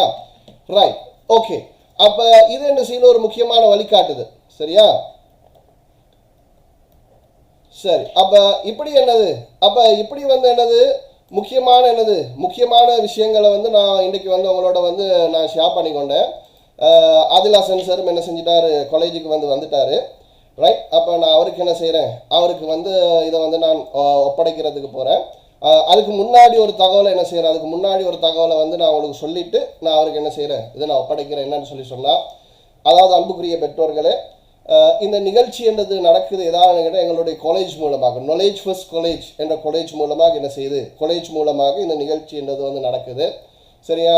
அப்போ நாங்கள் என்ன செய்கிறோம், எங்களோட காலேஜ் மூலமாக இந்த பிள்ளைகளை வந்து சரியான முறையில் நெறிப்படுத்தணும், அவங்க ஒழுக்கமுள்ள பிள்ளைகளாக வளரணும், கல்வியில் வந்து அவங்க என்ன செய்யணும், கல்வியில் வந்து நல்ல ஒரு சாதனையாளர்களாக ஆகணும் என்ற ஒரு கன்செப்டில் வந்து என்ன செய்கிறோம் அப்படின்னு கேட்டால், அந்த பிள்ளைகளுக்கு வந்து ஒரு மாத பாடநெறி, ஏன்னா ஒரு நாள் 2 நாள் நிகழ்ச்சி செய்கிறதுல வந்து எந்த ஒரு மாற்றமும் வந்து வரப்போகிறது இல்லை பெரும்பாலும். ஆனால் ஒரு மாதம் ஒரு பிள்ளைக்கு ஒரு விஷயத்தை நான் கொடுக்குறேன்னு சொன்னாக்க அதில் மாற்றம் வருவதற்கான வாய்ப்புகள் அதிகமாக இருக்குது. சரியா? அப்போ நாங்கள் என்ன செய்கிறோன்னு கேட்டால், சின்ன பிள்ளைகளுக்கு, அதாவது கிரேட் 4 இருந்து 7 வரைக்கும் படிக்கக்கூடிய பிள்ளைகளுக்கு பிரைட் மைண்ட் கிட்ஸ் அப்படின்னு சொல்லக்கூடிய ஒரு கோர்ஸ் வந்து நானும் ஆதில் ஹசன் சாரும் என்ன செய்கிறோம், ஆதில் ஹசன் சாரும் வந்து நாங்கள் செய்கிறோம். சரியா? அதில் ஃபுல்லாக வந்து அவங்களுக்கான மெமரி ட்ரைனிங், அதே மாதிரி அவங்க எப்படி படிக்கணும், படிக்கிறது யாருக்காக வேண்டி, அது மாதிரி அவங்களுடைய எட்டிடியூட் ட்ரைனிங் அப்படின்னு சொல்லி முக்கியமான லெசன்கள் என்ன செய்கிறோம், அது நாங்கள் கொடுக்குறோம். அதே மாதிரி கிரேட் 8 இருந்து A லெவல் வரைக்கும் படிக்கக்கூடிய பிள்ளைகளுக்கு வந்து சூப்பர் மெமரி என்று சொல்லி அவங்களுக்கும் மெமரி நிறைய மெமரி ட்ரைனிங்ஸ், வேர்ல்டில் ஃபேமஸான தியரிகள், ஒரு புக்கை கூட என்ன செய்கிறது மெமரியில் வந்து பதிய வைக்கலாம் அப்படின்றதுக்கான வேர்ல்டில் வந்து ஃபேமஸான முக்கியமான தியரிஸ். இது இலங்கையில் வேறு யாரும் அப்படி சொல்லி கொடுக்குறாங்களே இல்லை, எங்களுக்கு தெரியல, அல்லாஹு ஆலம். நாங்கள் அப்படிப்பட்ட முக்கியமான விஷயங்கள் எல்லாம் நாங்கள் தொகுத்து கொடுக்குறோம். ஏன்னு சொன்னால், ஃபாரின் கண்ட்ரியில் படிக்கக்கூடிய பிள்ளைகளும் எங்களோட பிள்ளைகளும் வந்து வேறு வேறு எல்லாத்துக்கும் ஒரே மூளை தான். ஆனால் அவங்க சாதனையாளர்களாக சாதிச்சு கொண்டே முன்னேறி கொண்டே போகிறாங்க. ஆனால் எங்களோட பிள்ளைகள்கிட்ட எந்த மாற்றமும் என்ன செய்யலை, எந்த மாற்றமும் வந்து காணலை.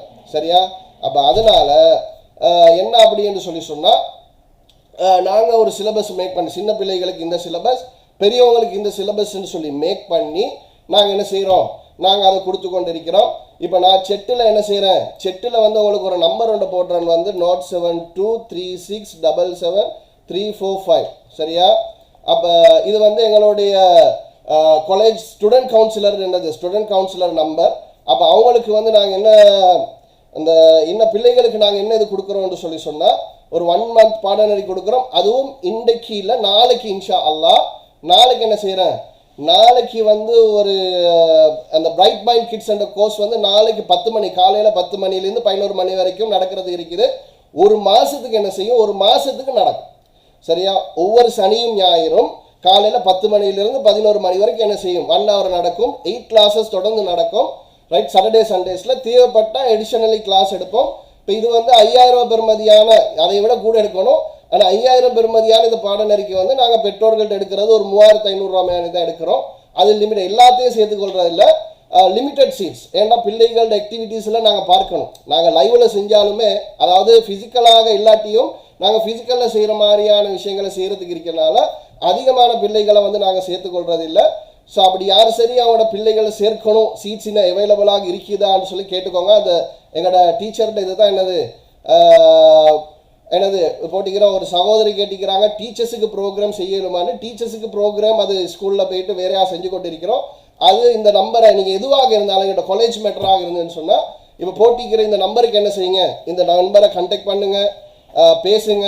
அப்போ அவங்க தேவையான கைடன்ஸ் எல்லாம் அவங்க எங்களோட காலேஜுடைய ஸ்டூடெண்ட் கவுன்சிலர் உங்களுக்கு தேவையான அவ்வளோ இன்ஃபர்மேஷனை என்ன செய்வாங்க, இன்ஃபர்மேஷனை வந்து உங்களுக்கு வந்து தருவாங்க. சரியா? சரி. அப்போ ஆதில் ஹசன் சார் இப்போ வந்து உட்காந்துட்டு இருக்கிறாரு, நான் என்ன செஞ்சிடறேன், அவருக்கு வந்து இதை ஒளி வாங்கி இந்த நிகழ்ச்சியை செய்கிறதுக்கு நான் ஒப்படைக்கிறேன். ஸோ அஸ்ஸலாமு அலைக்கும் வரஹ்மத்துல்லாஹி வபரகாத்துஹு அண்ட் குட் மார்னிங். பாய்.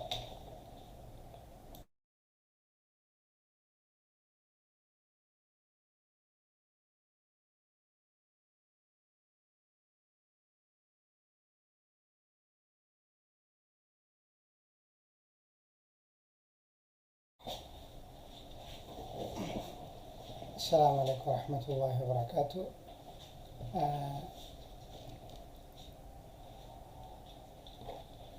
இப்போ அன்பிற்குரிய பெற்றார்களே, இந்த நேரத்தில் முக்கியமாக பிள்ளைகளுக்கு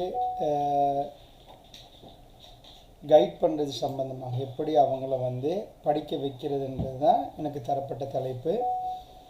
அந்த வகையில் இந்த விஷயத்தை கொஞ்சம் கவனமாக நீங்கள் புரிஞ்சு கொண்டீங்கண்டா. ஏன்னா இன்றைக்குள்ளே பெரிய ஒரு ப்ராக்டிக்கல் இஷ்யூ என்னென்னா, பிள்ளைகளை பொறுத்தளவில் அவங்க படிக்கிறாங்க இல்லைன்ற பிரச்சனை எல்லா பெற்றார்களும் முன்வைக்கக்கூடியது. நாம் ரொம்ப கஷ்டப்படுறோம், ஆனால் அவங்க படிக்கிறாங்க இல்லை. இந்த பிரச்சனைக்கு தீர்வு காண்ற விதம் தான் பிரச்சனை. ஏனண்டா படிக்காத பிள்ளைக்கு படி படி படி என்று சொல்லி பார்க்குறாங்க, அது படிக்கிறது இல்லை. அடித்து பார்க்குறாங்க, ஒரு சில பிள்ளைகள் படிக்குது, ஆனால் கொஞ்சம் அவங்க பெரிய வயசாகிற நேரத்தில் அதை விட்டு போகிறாங்க. அந்த அடிக்கு பயம் இருக்க காட்டியும் படிப்பாங்க. அந்த பயம் நீங்கியதுக்கு பிறகு அவங்க மேற்படிப்புகள் எல்லாம் என்ன செய்கிறாங்கன்னு சொன்னால் படிக்காமல் விட்டுறாங்க. அப்போ இதுக்கு என்ன தீர்வு என்பதை தான் இப்போ நாம் இன்றைக்கு சுருக்கமாக உங்களுக்கு மத்தியில் சொல்ல போகிறோம். ஒரு பிள்ளைக்கு அவங்க படிக்கணுமா இருந்தால் அதுக்கு தேவை வரணும். அந்த பிள்ளைக்குள்ள ஒரு தேவையை உண்டாக்கினா, சாதாரணமாக இன்றைக்குள்ள பெற்றார்கள் உங்கள் வேலைகள்லாம் நீங்கள் யாரும் சொல்லி செய்யணுமா அல்லது நீங்களாக செஞ்சிருவீங்களா? நீங்களாம் அந்த வேலைகளை செய்யணுமா இருந்தால் உங்களுக்குள்ள அதில் தேவை உருவாக்கப்பட்டிருக்கு. அந்த கடுமையான தேவை உருவாக்கப்பட்டால் எங்கள் பாடி ஆட்டோமேட்டிக்காக ஒர்க் பண்ண ஆரம்பிச்சிடும். ஸோ இது சொல்லுவாங்க என்னென்னா, ஒரு இடத்துக்கு நம்ம பயணம் மேற்கொள்ளணுமானதை மனசை கொண்டு போய் அந்த இடத்துல போடுங்கன்றுவாங்க உளவியலாளர்கள். உடம்பு தானாக நடக்குமென்றுவாங்க. சாதாரணமாக பாருங்கள் பார்ப்போம், ஒரு பிள்ளை ஸ்கூல் போகுது. ஸ்கூல் போகிற நேரம் ஸ்கூல் பேக் எடுத்துகிட்டு ஸ்கூலுக்கு தூக்கிட்டு போயிட்டு திரும்ப வர்ற டைமில் கடுமையான டயர்டாக இருக்கும் பிள்ளைகளுக்கு. ரொம்ப டயர்டாகி உடம்பெல்லாம் வலிக்கும். அந்த பிள்ளையை கொண்டு போயிட்டு நூறலியாக கூட்டிகிட்டு போங்க. போகிற வழியில் ரம்போட வாட்டர் ஃபால்லாம் இருக்கும். அந்த வாட்டர் ஃபால் மேலே ஏறி திரும்ப இறங்கி வாங்க. ஸ்கூலுக்கு போன பிள்ளையோட டயர்டையும் வாட்டர் ஃபாலுக்கு ஏறின பிள்ளை டயர்டையும் ரெண்டையும் பண்ணி பாருங்கள், கம்பேர் பண்ணி பாருங்கள். எந்த டயர்ட் கூட இருக்கணும்? வாட்டர் ஃபால் மேலே ஏறுறது கல்லுக்கு முள்ளுக்கும் மத்தியில் மேலே ஏறணும். அந்த இதுதான் ரொம்ப கூடுதலான டயர்டாக இருக்கணும். ஆனால் பிள்ளைகளுக்கு அந்த டயர்டு இருக்காது. ஸ்கூலுக்கு போகிற பிள்ளைகள் ஸ்கூல் போயிட்டு வர்ற டைமில் உள்ள டயர்டை ரொம்ப டயர்டாக இருக்கும், இங்கே டயர்டாக இருக்காது. அப்போ என்ன நடக்குது? இதுதான் ரொம்ப முக்கியமான பாயிண்ட். உளவியலாளர்கள் என்ன பண்ணுறாங்கன்னா, மனசை கொண்டு போய் ஒரு இடத்துக்கு போட்டிங்கன்னா உடம்பு தானாக வேலை செய்யும்ன்றாங்க. ஸோ இதை நான் உங்களுக்கு சொல்லித்தரப்போகிறேன். இந்த டெக்னிக்கை நீங்கள் படிச்சிட்டிங்கன்னு சொன்னால் எந்த ஒரு காரியமாக இருந்தாலும் உடம்பு தானாக வேலை செய்யும். நீங்கள் சொன்னால் வேலை செய்யுமான்னு கேட்டால் இல்லை. ஒரு பிள்ளை கடைக்கு அனுப்பி பாருங்கள் பார்ப்போம். கடைக்கு போயிட்டு வாங்கன்னு சொல்லுங்கள் பார்ப்போம். அந்த பிள்ளை கடைக்கு போகும். ஆனால் நான் இல்லையா, நானா இல்லையா, தாத்தா இல்லையா, தம்பி இல்லையான்னு நிறைய பேசுவாங்க. நிறைய சலிப்பு தட்டி தான் அந்த கடைக்கு போவாங்க. அந்த பிள்ளைக்கு நீங்கள் என்ன பண்ணுங்கன்னு சொன்னால், ராஜா இதை அவங்களுக்கு வாங்கிக்கோங்க அப்படின்ட்டு ஏதாவது கையில் வச்சுட்டு இதெல்லாம் வாங்கிட்டு வாங்கின உடனே பையன் ஓடி போயிடுவான். இப்போ இதுக்கு முன்னாடி அந்த பிள்ளைக்கு நீங்கள் பேசுனீங்க, இப்போவும் பேசுனீங்க. என்ன வித்தியாசம் நடந்துச்சு? கடைக்கு போங்க வாப்பா நீங்கள், அவர் சலிப்பு தட்டினார். இப்போ கடைக்கு போங்கன்னு அதே தான் நீங்கள் சொல்கிறீங்க. ஆனால் கையில் ஒரு அவருக்கு ஏதாவது வாங்குறதுக்கு மாதிரி வச்சிங்க. இப்போ அவர் மனசு கடையை நோக்கி போச்சு. அவர் ஓடி கடைக்கு போனார். இதுக்கு முன்னாடி போகாமல் சலிப்பு தட்டினார். இப்போ வேகமாக ஓடிட்டார். பாதி சாமான் சொல்கிறதுக்கு முன்னாடியே ஓடிட்டு போய் சாமானத்தை சிரிப்போடு எடுத்துகிட்டு வர்றாரு. அவருக்கு தேவையானதை எடுத்தார். இதை உளவியலாளர்கள் என்ன சொல்கிறாங்கன்னா, மனசை கொண்டு போய் இடத்துக்கு போட்டிங்கன்னா உடம்புக்கு வலி தெரியாது, உடம்புக்கு டயர்ட் தெரியாது, அதெல்லாம் தெரியாமல் போயிடும். கச்சிதமாக ஒர்க் பண்ணணும். இதை நம்ம படிப்பில் கொண்டு வரணும். சாதாரணமாக பாருங்கள் பார்ப்போம். டீச்சர் எடுத்து பெண்ணை கையில் கொடுத்துட்டு எழுதுங்கம்மாண்டா கையில் எழுதி போட்டு கை வலிக்குது டீச்சர்ன்னுவாங்க. ஒரு அரை மணித்தாலும் எழுதலை. பேனை எத்தனை கிராம் பாரம்? 2.5 கிலோ பாரமா? கிராம் கணக்கு தான் பேனா ஒரு பெண் வரும். ஆனால் கிரவுண்டில் போய்த்து 1.5 கிலோ பெட் எடுத்து உச்ச வெயிலில் விளையாடுவாங்க. அப்போ கையெல்லாம் வலிக்காது. இன்னொரு கோல் கூட போடுறீங்களா, இன்னொரு 6 கோல் போடுங்க, விளையாடிட்டு தான் போகணுன்னுவாங்க. எவ்வளோ டயர்டாகினாலும் டயர்ட் தெரியாது. ஆனால் கிளாஸ் ரூமில் உட்காந்து ஃபேன் போட்டு அதுக்கு அடியில் உட்காந்து ஒரு பெண்ணை எடுத்து எழுதுகிற நேரம் அவங்களுக்கு கையெல்லாம் ரொம்ப வலிக்க ஆரம்பிக்குது. அப்போ இந்த இடத்துல வலிக்கக்கூடாது, அந்த இடத்துல வலிக்குது, என்ன பிரச்சனை அப்படின்னு கேட்டிங்கன்னா, இதுக்கு ஹாப்பி ஹார்மோன்ஸ்ன்னு 4 ஹார்மோன் சொல்லுவோம். இந்த 4 ஹார்மோன் சுரப்பிட்டா எப்போ நமக்கு வலிக்குமோ அப்போ வலிக்காது. எது நமக்கு ரொம்ப ஹார்டாக தெரியுமோ அது ஹார்டாகவே தெரியாது. இந்த 4 ஹார்மோன்ஸ் சுரக்க வைக்கணும்னு உளவியலாளர்கள் சொல்கிறாங்க. Oxytocin, dopamine, serotonin, endorphin. இந்த நாளுக்கு வந்து ஹாப்பி ஹார்மோன்ஸ் என்று சொல்லுவாங்க. இதுக்கு எதிரி ஒரு ஆள் இருக்கிறார், கோர்ட்டிசோல். கோர்ட்டிசோல்ன்ற ஸ்ட்ரெஸ் ஹார்மோன். நம்ம ஏதாவது ஒரு பையனுக்கு போய் படிமான்னு சொல்கிற நேரத்தில் 4 ஹார்மோன் சுரக்கணும். சுரப்பிச்சுன்னா அவருக்கு வந்து படிக்கிறது ரொம்ப இன்பமாக போயிடும், அவர் படிப்பில் லைத்திருவார். நீங்கள் சொல்கிறதில் வச்சு அவருக்கு என்ன ஆகும், நீங்கள் சொல்லிட்டீங்கன்னு வைங்க, எப்பா படிப்பா அப்படின்னு நீங்கள் அதட்டினீங்கன்னு வைங்க, கோர்ட்டிசோல் வெளியாகும். கோர்ட்டிசோல்ன்ற ஸ்ட்ரெஸ் ஹார்மோன். கோர்ட்டிசோல் வெளியானால் படிப்பு வெறுத்து போயிடும், அவருக்கு படிக்கிறது ஞாபகத்தில் நிற்காது, அவருக்கு நீங்கள் அதட்டிகிட்டே இருக்கணும், அவர் நழுவிட்டே இருப்பார். நான் படிக்கிறேன், நாளைக்கு படிக்கிறேன், இப்போ படிப்பேன்ட்டு உங்களை ஏமாத்திருப்பார். புக்கை திறந்து பார்த்து படிக்காமல் வேறு ஏதாவது சிந்திச்சுட்டு இருப்பார். அப்போ பிரச்சனை என்னென்னா, இதை வந்து நம்ம புரியணும். எங்களுக்கு போய் இவருக்குள்ளே இப்போ டோபமின் சுரப்பிட்டா எண்டோஃபின் சுரப்பிட்டான்னு பார்க்க இயலாது. அப்போ என்ன பண்ணலாம், அதுக்கு தான் நான் ஒரு சிம்பிள் டெக்னிக் சொன்னேன். மனசை கொண்டு போய் இடத்துக்கு போட்டால் உடம்பு தானாக நடக்கும். இதை வந்து நாங்கள் படிக்கிற நேரத்தில் எங்களுக்கு படித்து தர்ற டைமில் இமயமலை எவரெஸ்ட் மலைக்கு 2 பேர் ஏறினாங்களாம். ஒரு ஆள் இளைஞர், ஒரு ஆள் வயோதிபர். இது எங்களுக்கு புரிய வைக்கிறதுக்கு சொல்லி தருவாங்க. இளைஞரும் வயோதிபரும் போட்டி போட்டால் யார் வின் பண்ணுவாங்க? 2 பேரும் ஓடுறாங்க. ஒரு கிழவர் ஓடுறாரு, ஒரு பொடியும் ஓடுறாங்க. 2 பேரும் ஓடினா யார் வின் பண்ணுவான்? உலகத்தில் எல்லாருக்கும் தெரியும், பொடியும் வின் பண்ணிடுவான். ஏண்டா வயசு போக போக அந்த ஸ்ட்ரென்த் வராது. விளங்குச்சா? அனுபவம் வேறு, உடல் ரீதியான பலம் வேறு. ஸோ பொடியன் தோத்துருவான், வயோதிபர் தோத்துருவார், இளைஞன் வெற்றி பெறுவான். இப்போ மேலே ஏற நேரத்தில், இமயமலைக்கு மேலே ஏற நேரத்தில் -டிகிரி மைனஸில் போயிடும், கடுமையான கூதல் வரும். ஸோ இப்போ இளைஞன்னா மேலே ஏறலாம், ஏன்னா அந்த பொடி தான் தாக்கு பிடிக்கும். வயோதிபர்கிட்ட பொடி தாக்கு பிடிக்காது, ஏன்னா அவர் ரொம்ப பலகீனமாக இருப்பார். இப்போ வயோதிபர் மேலே ஏறுறானா, இளைஞர் நிற்கிறானா, மாற்றி நடக்குது. வயோதிபருக்கு கூதல் தெரியல, மேலே ஏறுறாரு, பொடியும் கீழே நிற்கிறான் ஒரு அளவு தூரம் போயிட்டு. அப்போ இந்த பையன் என்ன பண்ணுறான்னா, இளைஞர் என்ன செய்கிறான்னா, ஐயா பக்தரே, எங்க ஐயா மேலே மேலே ஏறுறீங்க அப்படின்னு கத்தி சொன்னானா. அங்கே இருக்கிறவர் சொன்னாரான், தம்பி என் மனசு மலை உச்சியில், என் உடம்பு நடக்குது அப்படின்னாரான். மனசு போய் மலை உச்சியில் போயிட்டான். அந்த மலை உச்சியில் உள்ள மனசை தேடி உடம்பு தானாக நடந்துட்டு இருக்குது அப்படின்றாரு. உங்களுக்கு என்னென்னு புரியுதா? உங்களுக்கு மனசை கொண்டு போய் ஒரு இடத்துக்கு போட்டால் உடம்பு அந்த இடத்தை தானாக அடையும். அந்த நேரத்தில் உடம்புக்கு வலி தெரியாது, வந்து சலிப்பு தட்டாது, அது ஒரு உற்சாகமாக அந்த இடத்துக்கு போகும் அப்படின்னுவாங்க. நீங்கள் பார்த்துருப்பீங்க, ஓஎல்ல கடிதம் எழுதுகின்றா நிறைய பேருக்கு கை வலிச்சிடும். கையெல்லாம் வலிச்சு கடிதம் எழுதணுமான்னு கேட்பான். அதே காதல் கடிதம் எழுத சொல்லுங்க, உங்கள் ஸ்கூலில் ஃபெயிலாக போன ஒருத்தனுக்கு தமிழே வராது, காதல் கடிதம் நிப்பாட்டவே மாட்டான், இன்னொரு 4 பக்கம் எழுதி முட்டுப்புள்ளி வைப்பான். ஏண்டா அவன் மனசு வந்து அந்த இடத்துல நிற்கிது. அந்த மனசு போக வேண்டிய இடத்துக்கு போனனால வரியாக வரும். அதை படிக்கிறவங்களுக்கு உனக்கு யாருப்பா படிச்சு தந்த தமிழை? இந்த அளவுக்கு எந்த பேராசிரியர்கிட்ட படித்த? அவ்வளோ அழகான நயம், அவ்வளோ அற்புதமான வார்த்தை, அவ்வளோ கவர்ச்சிகரமான வார்த்தை, அவ்வளோ பவர்ஃபுல். எங்கள் மனசை டியூன் பண்ணிட்டோம்டா படிக்காதவனும் படிக்க வைக்கிறான், ரொம்ப பெரிய அற்புதத்தை வெளிக்கொண்டு வரலாம். அந்த அளவுக்கு இறைவன் எங்களை அற்புதமாக படைச்சு வச்சிருக்கிறான். அந்த படைப்பு அற்புதமாக படைச்ச நம்ம எங்களுக்கு என்னென்னா, மோட்டர் சைக்கிள் ஒரு கார் இருக்குது, காரு ஸ்டார்ட் பண்ணி டிரைவ் பண்ண தெரியல. அதுக்காக நீ காரில் தப்பு சொல்லலாது, உங்கள் பிள்ளையில தப்பு இல்லைம்மா. உங்கள் பிள்ளையோட மைண்டை ஸ்டார்ட் பண்ணுறது எப்படி, அது எப்படி ஓட வைக்கிறது? நம்ம ஒரு பழங்காலத்து மெத்தட் யூஸ் பண்ணுறோம், படி அப்படின்றோம். படி என்ன படிச்சுட்டாங்கன்னா எந்த பிரச்சனையும் இல்லை, நான் இவ்வளோ தூரம் உங்களோட பேச தேவையில்லை. படி என்ன படிக்க மாட்டேன்றீங்களே, படி என்று சொன்னால் அவங்க படிக்க மாட்டாங்க.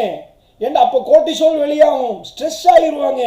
திரும்ப திரும்ப திரும்ப திரும்ப சொல்லிட்டு இருக்கிறாங்க.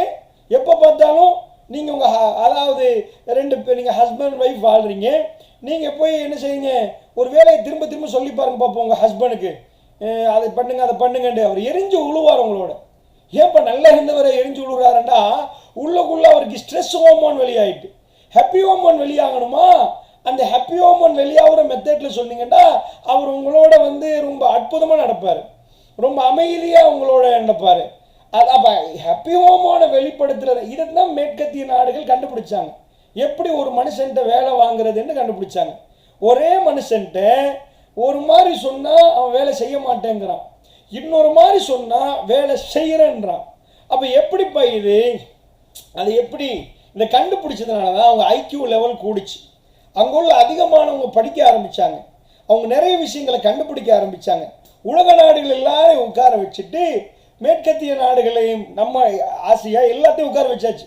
எல்லா கண்டத்தில் உள்ள மனுஷனை உட்கார வச்சுட்டு இதில் 1ஆம் புள்ளை 2ஆம் புள்ளைன்னு எடுக்க போகிறோம்னா நம்ம கண்ணை பொத்திட்டு சொல்லிடுவோம் நம்ம ஃபெயில் ஆயிடுவோம், அல்லது நம்ம பின்னாடி போயிடுவோம். அமெரிக்கா முன்னாடி வருவோம், ஐரோப்பா முன்னாடி வருவான், வெஸ்டர்ன் கண்ட்ரி தான் நல்ல வரும். அவன் தான் ரொக்கெட்டை கண்டுபிடிச்சான்.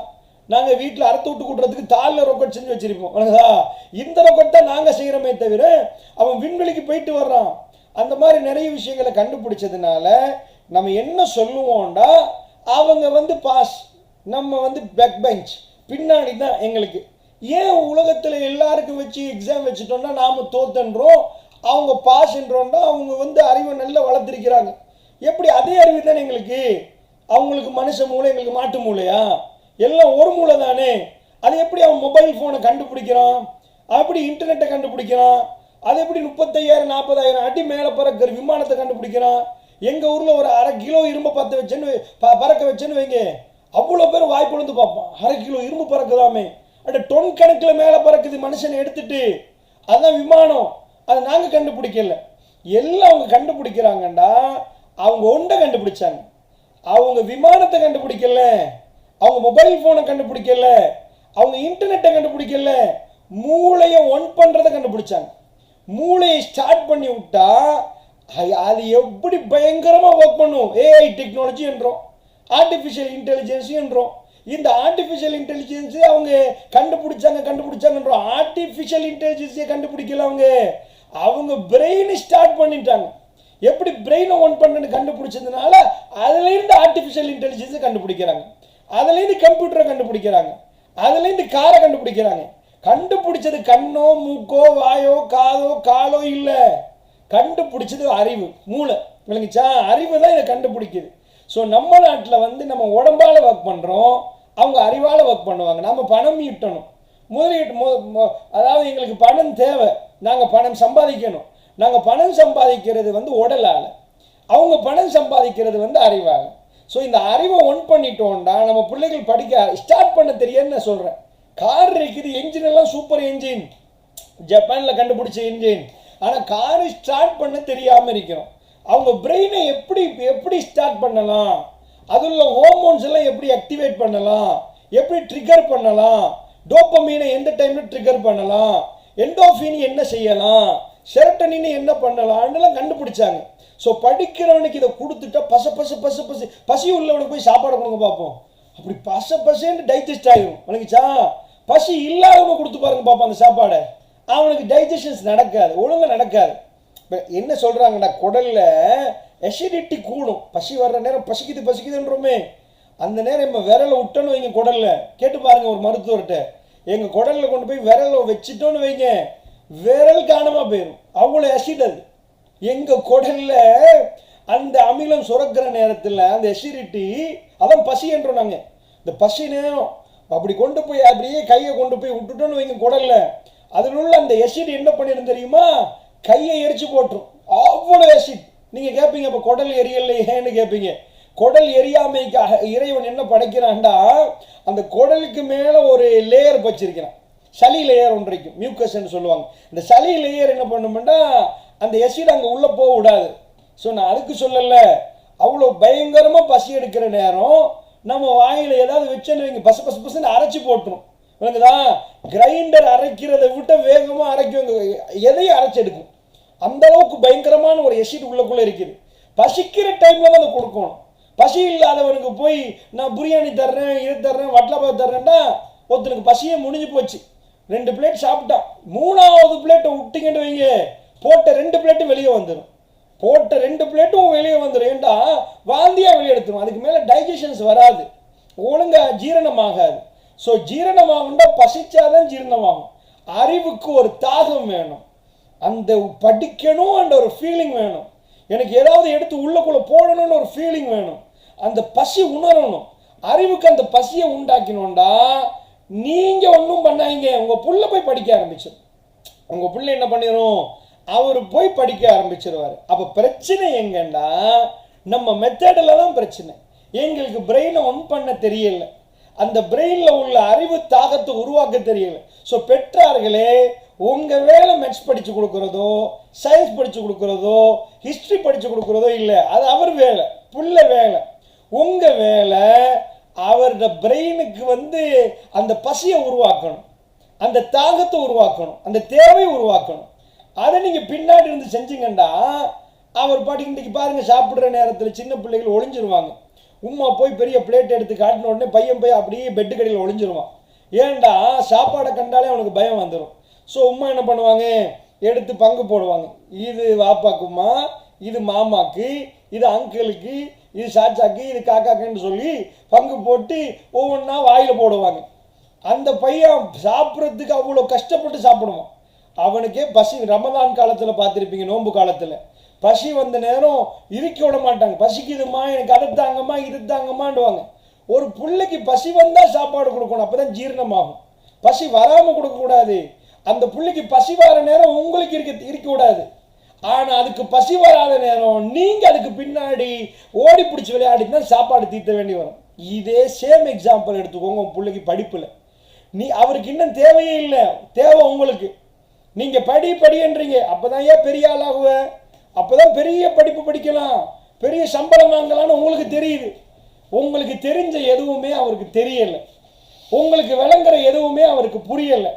அதனால் அவர் என்ன பண்ணுறாருண்டா, ஃப்ரெண்டோட 4 வாட்டி சுற்றிட்டு வர்றாரு, புக்கை எடுத்து படிக்காமல் பேக்குள்ளே போட்டுட்டு அதில் ஏதாவது கீறிட்டு வர்றாரு, என்னென்னமோ பண்ணுறாரு.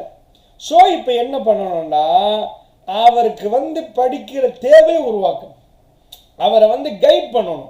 விளங்கிச்சா? அவரை படிக்கிற தேவைக்கு நீங்கள் கைட் பண்ணிட்டீங்கன்னா படிக்கிறத அவர் படிச்சிருவார், அவர் எங்கே போயாவது படிப்பார். விளங்கிச்சா? அந்த தேவை எப்படி உருவாக்குறது, அதை கவனமாக எல்லாரும் இப்போ கேட்டுக்கோங்க. என்ன மாதிரி செஞ்சால் அவங்களுக்கு அந்த தேவை உருவாகும், மேற்கத்திய நாடுகளில் அதை எப்படி அந்த தேவையை உருவாக்கினாங்க, அந்த புள்ள வேற நம்ம புள்ள வேறையா, அது எப்படி போய் படிக்குது, ராத்திரி மெட்ஸையும் அது எல்லாத்தையும் படிக்குது, அப்படி படிக்கிறாங்க. அப்படி படிக்கிறனால தானே அவங்க எங்களை விட ஃபார்வர்டாக நிற்கிறாங்க. அது எப்படி படிக்குது, அது என்ன பிரெயினில் எந்த ஏரியா ஒன்றா இருக்குது, அது எப்படி ஒன் பண்ணினாங்க. சிம்பிளாக ஒன் பண்ணுறதுக்கு ஒரு வழி சொன்னால், மேலால் ஒரு பட்டன் தூக்கி ஒன் பண்ணிடுங்கன்னா எல்லோரும் ஒன் பண்ணிட்டு போயிடும், ஈஸியாக போயிடும்.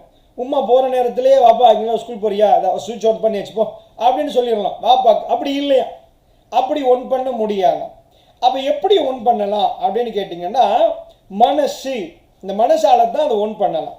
மூளைன்னு இருக்குது, மனசுன்னு இருக்குது. அது என்ன மூளை மனசு அப்படின்னு கேட்டிங்கன்னா, இந்த மொபைல் ஃபோனை பாருங்களேன், இந்த ஃபோனை நான் பிடிக்கிறேன், டச் பண்ணுறேன், டச் பண்ணிட்டோம்டா இந்த ஃபோனை எனக்கு டச் பண்ண என்ன தெரியும்னா ஃபோன் தெரியுது. ஓ ஃபோன் இருக்குதுன்னு பிடிச்சி பார்க்குறேன். எனக்குச்சா ஃபோனுக்குள்ளே உள்ள யூடியூப் இருக்குன்னு வைங்களேன், யூடியூப்பில் உள்ள வீடியோ தெரியுமா, எனக்கு தெரியாது. இந்த ஃபோனுக்குள்ளே உள்ள வாட்ஸ்அப்பில் வர்ற மெசேஜ் தெரியுமா, அப்படி பிடிச்சா தெரியுமா, தெரியாது. இந்த ஃபோனில் உள்ள எதுவுமே எனக்கு தெரியாது. ஏன் தெரியாதுன்னு கேட்டிங்கன்னா, இந்த ஃபோனை பிடிக்கலாம், ஆனால் ஃபோனுக்குள்ளே உள்ள பதிவுகள் எனக்கு எதுவுமே தெரியாமல் போயிடும். இதே மாதிரி தான் மூளையை பொறுத்தளவில் இந்த மூளைக்கு என்ன நடக்கும்னா, அந்த மூளையை நம்ம பிடிச்சி பார்க்கணுன்னு வைங்க, அது தொட்டு பார்க்க முடியுமான பரப்பொருளுக்கு நாங்கள் மூளைண்டுவோம். தொட்டு பார்த்து உணர முடியுமான பரப்பொருள் இருக்கு பாருங்க, அந்த மூளை. ஆனால் அந்த பதிவுகளை உணர முடியாத பதிவுகள் இருக்கு பாருங்க, தொட்டு பார்த்து உணர முடியாத பதிவுகள் இருக்கு பாருங்க, பதிவு உள்ளுக்குள்ள ரெக்கார்டிங், அதுக்கு பேர் மனசு. இந்த மனசு அதை தான் டியூன் பண்ணணும். மனசை ரெடி பண்ணிட்டோம்னா மூளை இயங்க ஆரம்பிச்சோம். இப்போ ஸ்டார்ட் பண்ண வேண்டியது மனசு. ஸோ ஒரு பிள்ளைக்கு மனசை கொண்டு போய் ஒரு இடத்துக்கு போடுறேன்னு சொன்னால் அது எப்படி போடலாம், அதான் மைண்ட் மேப்பிங்.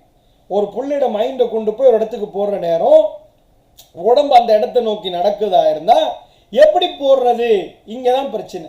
இப்போ நாங்கள் போய் அப்பா நீங்கள் மேத்ஸை செஞ்சீங்கன்னா நீங்கள் இன்ஜினியர் ஆகிடுவீங்கன்னு சொன்னீங்கன்னு வைங்க, சின்னவன்ட்ட அவனுக்கு ஒன்றுமே புரியாது. அப்போ புரிகிற மாதிரி தான் போடணும். சிம்பிளாக பாருங்கள், கடைக்கு போகிறவன் கையில் ஒரு சாக்லேட் வாங்கிக்கோங்கன்னு கொடுத்த உடனே கடைக்கு வேகமாக ஓடினாரா, ரேஸ் ஓடுற மாதிரி ஓடினாரா, போய் கடைக்கு சலிப்பு தட்டாக வாங்கினாரா? சின்ன பையனுக்கு போயிட்டு அவன் எதிர்காலத்தில் லாங் டேர்ம் லட்சியத்தை போற்றக்கூடாது.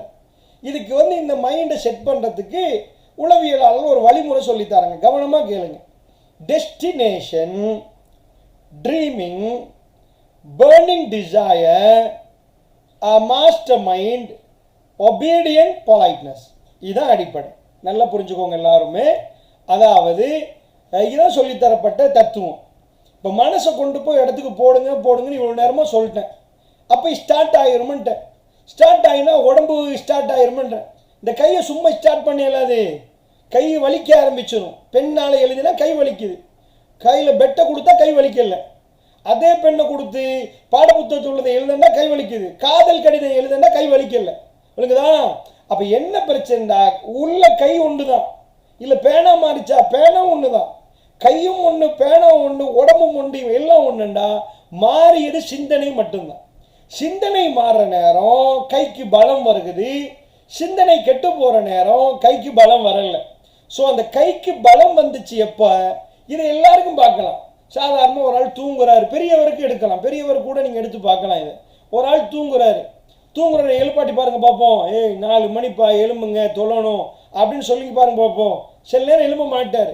அவருக்கு ராத்திரி 3 மணிக்கு ஹையர் போட்டு வச்சிருக்கிறாங்க, வேனுக்கு ஏர்போர்ட் போகணும்னு வைங்க, ஹையர் ரேக்கு 3 மணிக்குன்னு வைங்க.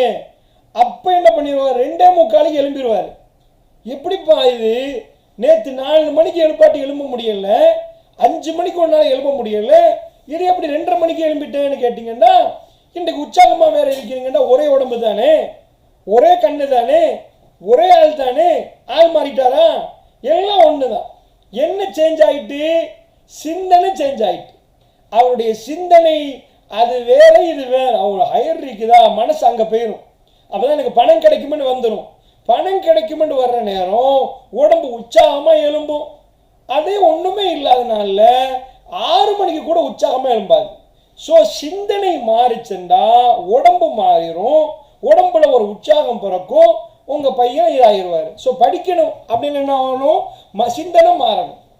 சிந்தனை மாறிச்சுண்டா அவராக புக்கு எடுப்பார், அவராக ஸ்கூல் போவார், அவராக வீட்டுக்கு வருவார், எல்லாத்தையும் மீட்பு பண்ணுவார், அவர் படிக்க ஆரம்பிச்சிருவார். இது எல்லாத்துலேயுமே இதுதான் அடிப்படை. மனிதர்கள் வந்து இயங்குறது இந்த அடிப்படையை வச்சு தான். சரி, அப்போ இதுக்கு நான் ஒரு பாயிண்ட் சொல்லிட்டேன். எப்படி இப்போ எங்களை எல்லாருக்கும் ஒரு கொஸ்டின் வரும், எங்கள் பிள்ளை எழுப்பாட்டி படிக்க வைக்கிறது எப்படி, எப்படி அவர்களுக்குள்ள அந்த உற்சாகத்தை உண்டாக்குறது அப்படின்னு கேட்டிங்கன்னா, எல்லா பிள்ளைகளும் மோட்டிவ் ஆகுவாங்க.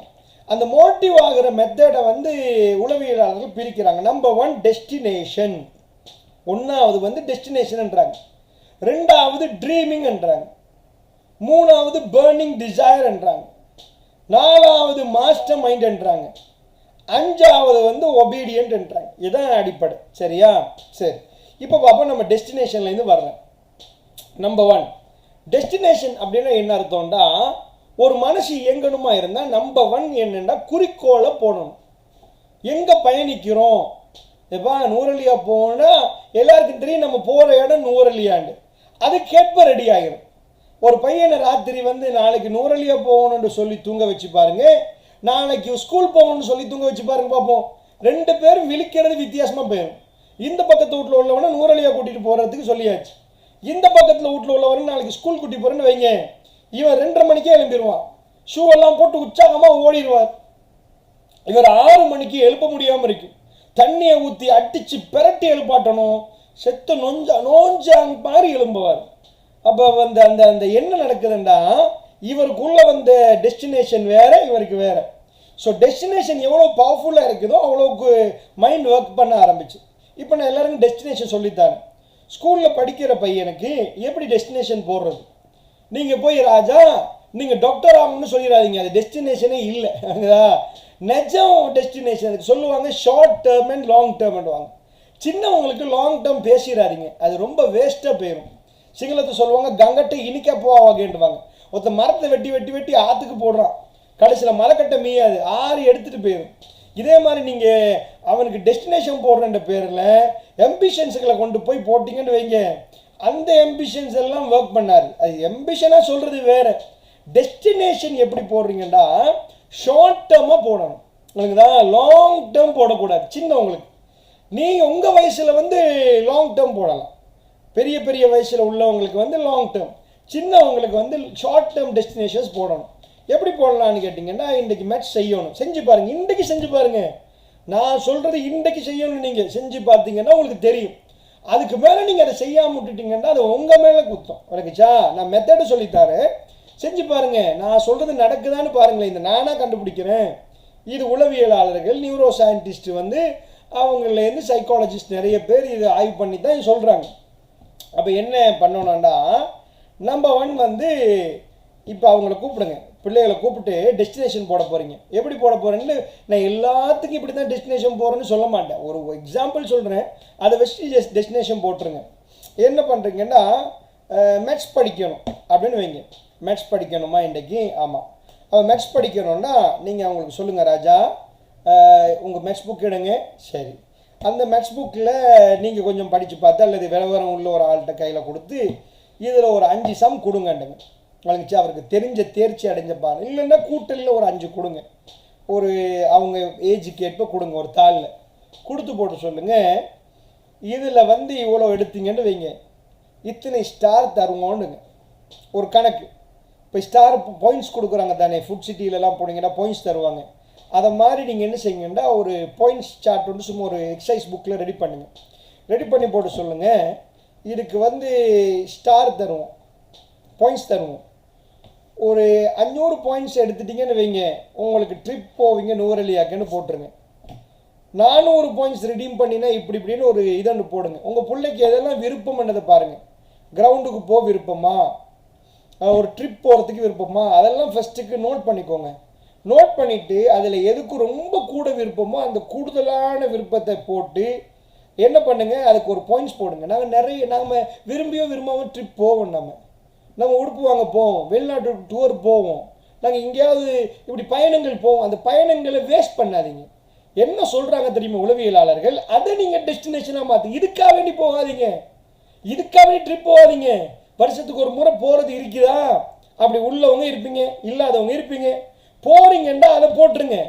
உங்கள் பிள்ளை எதுக்கெல்லாம் ஆசைப்படுவோம், சாட்சி வீட்டுக்கு போய் ஒரு நைட்டு தங்குறதுக்கு ஆசைப்படுதா, அதெல்லாம் போடுங்க. போட்டுட்டு அந்த ட்ரிப் அதெல்லாம் போட்டு அதில் ஃபஸ்ட்டு இப்போ சும்மா எழுதுங்க, ஒரு பேப்பர் எடுத்து எழுதுங்க. இது போன ஆண்டு என்னெல்லாம் நடந்துச்சோ அது மாதிரி இந்த ஆண்டில் நடக்க இருக்கிறதெல்லாம் எழுதுங்க. பெருநாளைக்கு இது வாங்குறது, ஷூ வாங்குறது, இப்படி எல்லாம் எழுதுங்க. எழுதிட்டு உங்கள் பிள்ளைக்கு ஒரு ஷூ வாங்கி கொடுக்க நினச்சிருக்கிறீங்க, அவரை கூட்டிகிட்டு போய் அந்த ஷூவையே கிஃப்டாக மாற்றிடுவீங்க. அதான் இது டெக்னிக். எப்படி மாற்றுவீங்கண்டா, அவர் எப்படி நீங்கள் ஷூ வாங்கி தான் கொடுக்கணும் முன்கூட்டியே சொல்லிடுவீங்க. ஸோ இத்தனை பாயிண்ட்ஸ் எடுத்தால் உங்களுக்கு இது கிடைக்கும்னு சொல்லிடுவீங்க. ஸோ அந்த பாயிண்ட்ஸ் எடுத்தால் இது கிடைக்கும்ன்றது எனக்கு செட் பண்ணல, அது உங்கள் வீட்டு நிலைமை உங்களுக்கு தான் தெரியும்.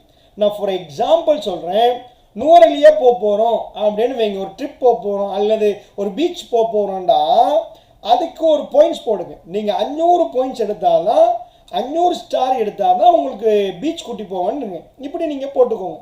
சின்ன பிள்ளைகளுக்கு சின்னது மாதிரியும் கொஞ்சம் பெருசாக போக்கில் அவங்க வயசுக்கு ஏற்போம் இதை அழகாக ரெடி பண்ணுங்கள். இது செய்ய செய்ய எக்ஸ்பீரியன்ஸ் ஆகுவீங்க. நீங்கள் ஆரம்பத்தில் கொஞ்சம் கோட்டை விடுற மாதிரி இருக்கும். இதுதான் வெஸ்டர்ன் கண்ட்ரியில் உள்ள சிஸ்டம் நான் சொல்லித்தரேன். அப்போ அப்படி பண்ணிட்டீங்கன்னா இப்போ என்ன பண்ண போகிறீங்கன்னா, அவருக்கு சொல்லணும் எங்கால பாயிண்ட்ஸ் கிடைக்கும் அப்படின்னு நீங்கள் சொல்லணும். நான் ஒவ்வொரு நாளும் சின்ன சின்ன எக்ஸாம் தருவோம்மா, அந்த எக்ஸாமில் உங்களுக்கு பாயிண்ட்ஸ் சேர்க்கலாம். நீங்கள் உங்களுக்கு வீடு கட்டணும், உங்களை சொல்கிறேன், உங்களுக்கு எப்படி பாயிண்ட்ஸ் கிடைக்குதுன்னு சொல்லவா. உங்களுக்கு சாதாரணமாக பெரியவங்க இருக்கிறீங்க, உங்களுக்கு வீடு கட்டணும் அல்லது பெண்கள் நீங்கள் நகை வாங்கணும்.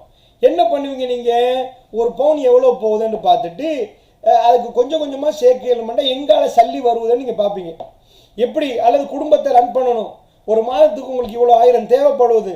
அப்போ என்ன பண்ணுவீங்க, இதுக்கு என்ன பண்ணலாம், வீட்டில் ஏதாவது கை வேலை பண்ணலாமா, ஹஸ்பண்டுக்கு ஏதாவது ஹெல்ப் பண்ணலாமா, உங்கள் ஹஸ்பண்டுக்கு வீடு கட்டணும். ஸோ அவர் என்ன பண்ணுவார், மந்த்லி இவ்வளோ ஏர்ன் பண்ணணும்னு ஒரு டார்கெட் வைப்பார். அந்த டார்கெட்டுக்காக அவர் உழைப்பார்.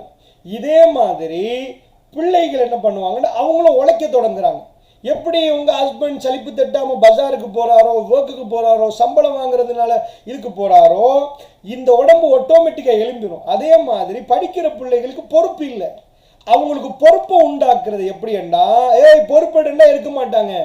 அவங்களுக்கு தான் நீங்கள் சாப்பாடு கொடுக்குறீங்களே, அவங்களுக்கு தான் நீங்கள் கேட்குறதெல்லாம் கொடுக்குறீங்களே, இப்போ நீங்கள் டிமாண்ட் பண்ணுறீங்க. வாங்கி தர மாட்டேன்னு சொல்லலை, இத்தனை பாயிண்ட்ஸ் எடுத்தாமல் உங்களுக்கு ஸ்கூல் பேக் கிடைக்கும் நெக்ஸ்ட் இயருக்கு. இத்தனை பாயிண்ட்ஸ் எடுத்தாமல் உங்களுக்கு ஷூ கிடைக்குமா, இத்தனை இதை எடுத்தால் தான் உங்களுக்கு கிடைக்குமென்று அவங்களுக்கு வந்து அவங்கள அறியாமல் அவங்கள நோவிக்காம அவங்கள உற்சாகப்படுத்துகிற மெத்தட் தான் இந்த மெத்தட். விளங்குதா உங்களுக்கு? இது டீப்பாக பேசினா ரொம்ப டீட்டெயிலாக போகும். அது ரொம்ப ரொம்ப அற்புதமான மெத்தட் இது. டெஸ்டினேஷன் விளங்குதா? அப்போ டெஸ்டினேஷன் என்ன பண்ணணும்டா, ஒவ்வொரு பாயிண்ட்டுக்கும் டெஸ்டினேஷன் போடணும். அப்போ நான் ஒரு உதாரணத்துக்கு சொல்லிட்டேன், நூறலியா போகிறேன்னா பிள்ளைகள் ரொம்ப விரும்புவாங்களா 500 பாயிண்ட்ஸ். அப்போ ஒவ்வொரு நாளும் மெட்ஸ் கொடுக்குற டைமில் 5 சரி எடுத்துட்டிங்களா 1க்கு 3 பாயிண்ட்ஸ் வந்து கொடுங்க. 5 கொஸ்டின் கொடுக்குறீங்க, 5க்கும் சரி எடுத்துட்டாங்கண்டா 15 பாயிண்ட்ஸாக போயிடும். 15 பாயிண்ட்ஸ். இப்படி ஒவ்வொரு நாளும் அவங்களுக்கு எக்ஸாம் வைப்பீங்க. அவங்க அன்றைக்கு படிக்கிறதுல எக்ஸாம் வைப்பீங்க. இப்போ அவங்க என்ன பண்ணுவாங்கன்னா 7 o'clock 7:30 டைம் சொல்லிடுங்க. 8 o'clock எல்லா நாளும் எக்ஸாம் இருக்குது அப்படின்டா நீங்கள் ஒரு ஆச்சரியத்தை பார்ப்பீங்க. இது சரியாக போட்டுட்டீங்கன்னு வைங்க, 8 o'clock ஓடி வருவாங்க. மாமா எனக்கு கொஷின்ஸ் தாங்க. நீங்கள் கூப்பிடாட்டி அவங்க வருவாங்க. உதாரணத்துக்கு உங்களுக்கு ஒரு இடத்துல வந்து பணம் கிடைக்குதுண்டா, அவங்க உங்களுக்கு வேலை தராட்டி கூட நீங்கள் வேலை கேட்பீங்க. ஏன்னா வேலையை செஞ்சால் தான் உங்களுக்கு பணம் கிடைக்குமா இருந்தால் ஏப்பா ஃபோன் போட்டு கேட்பீங்க, எங்களுக்கு இன்றைக்கி வேலை தரல, வேலைக்கு வந்தால் தானே உங்களுக்கு பணம். அதே மாதிரி பிள்ளைகள் வந்து இப்போ உங்கள்கிட்ட கேட்க ஆரம்பிப்பாங்க, எங்களுக்கு அதை தாங்கன்னு கேட்பாங்க. தாங்கன்னு கேட்குற டைமில் அந்த டெஸ்டினேஷன் ஒர்க் பண்ணுதுன்னு உளவியலாளர்கள் சொல்கிறாங்க.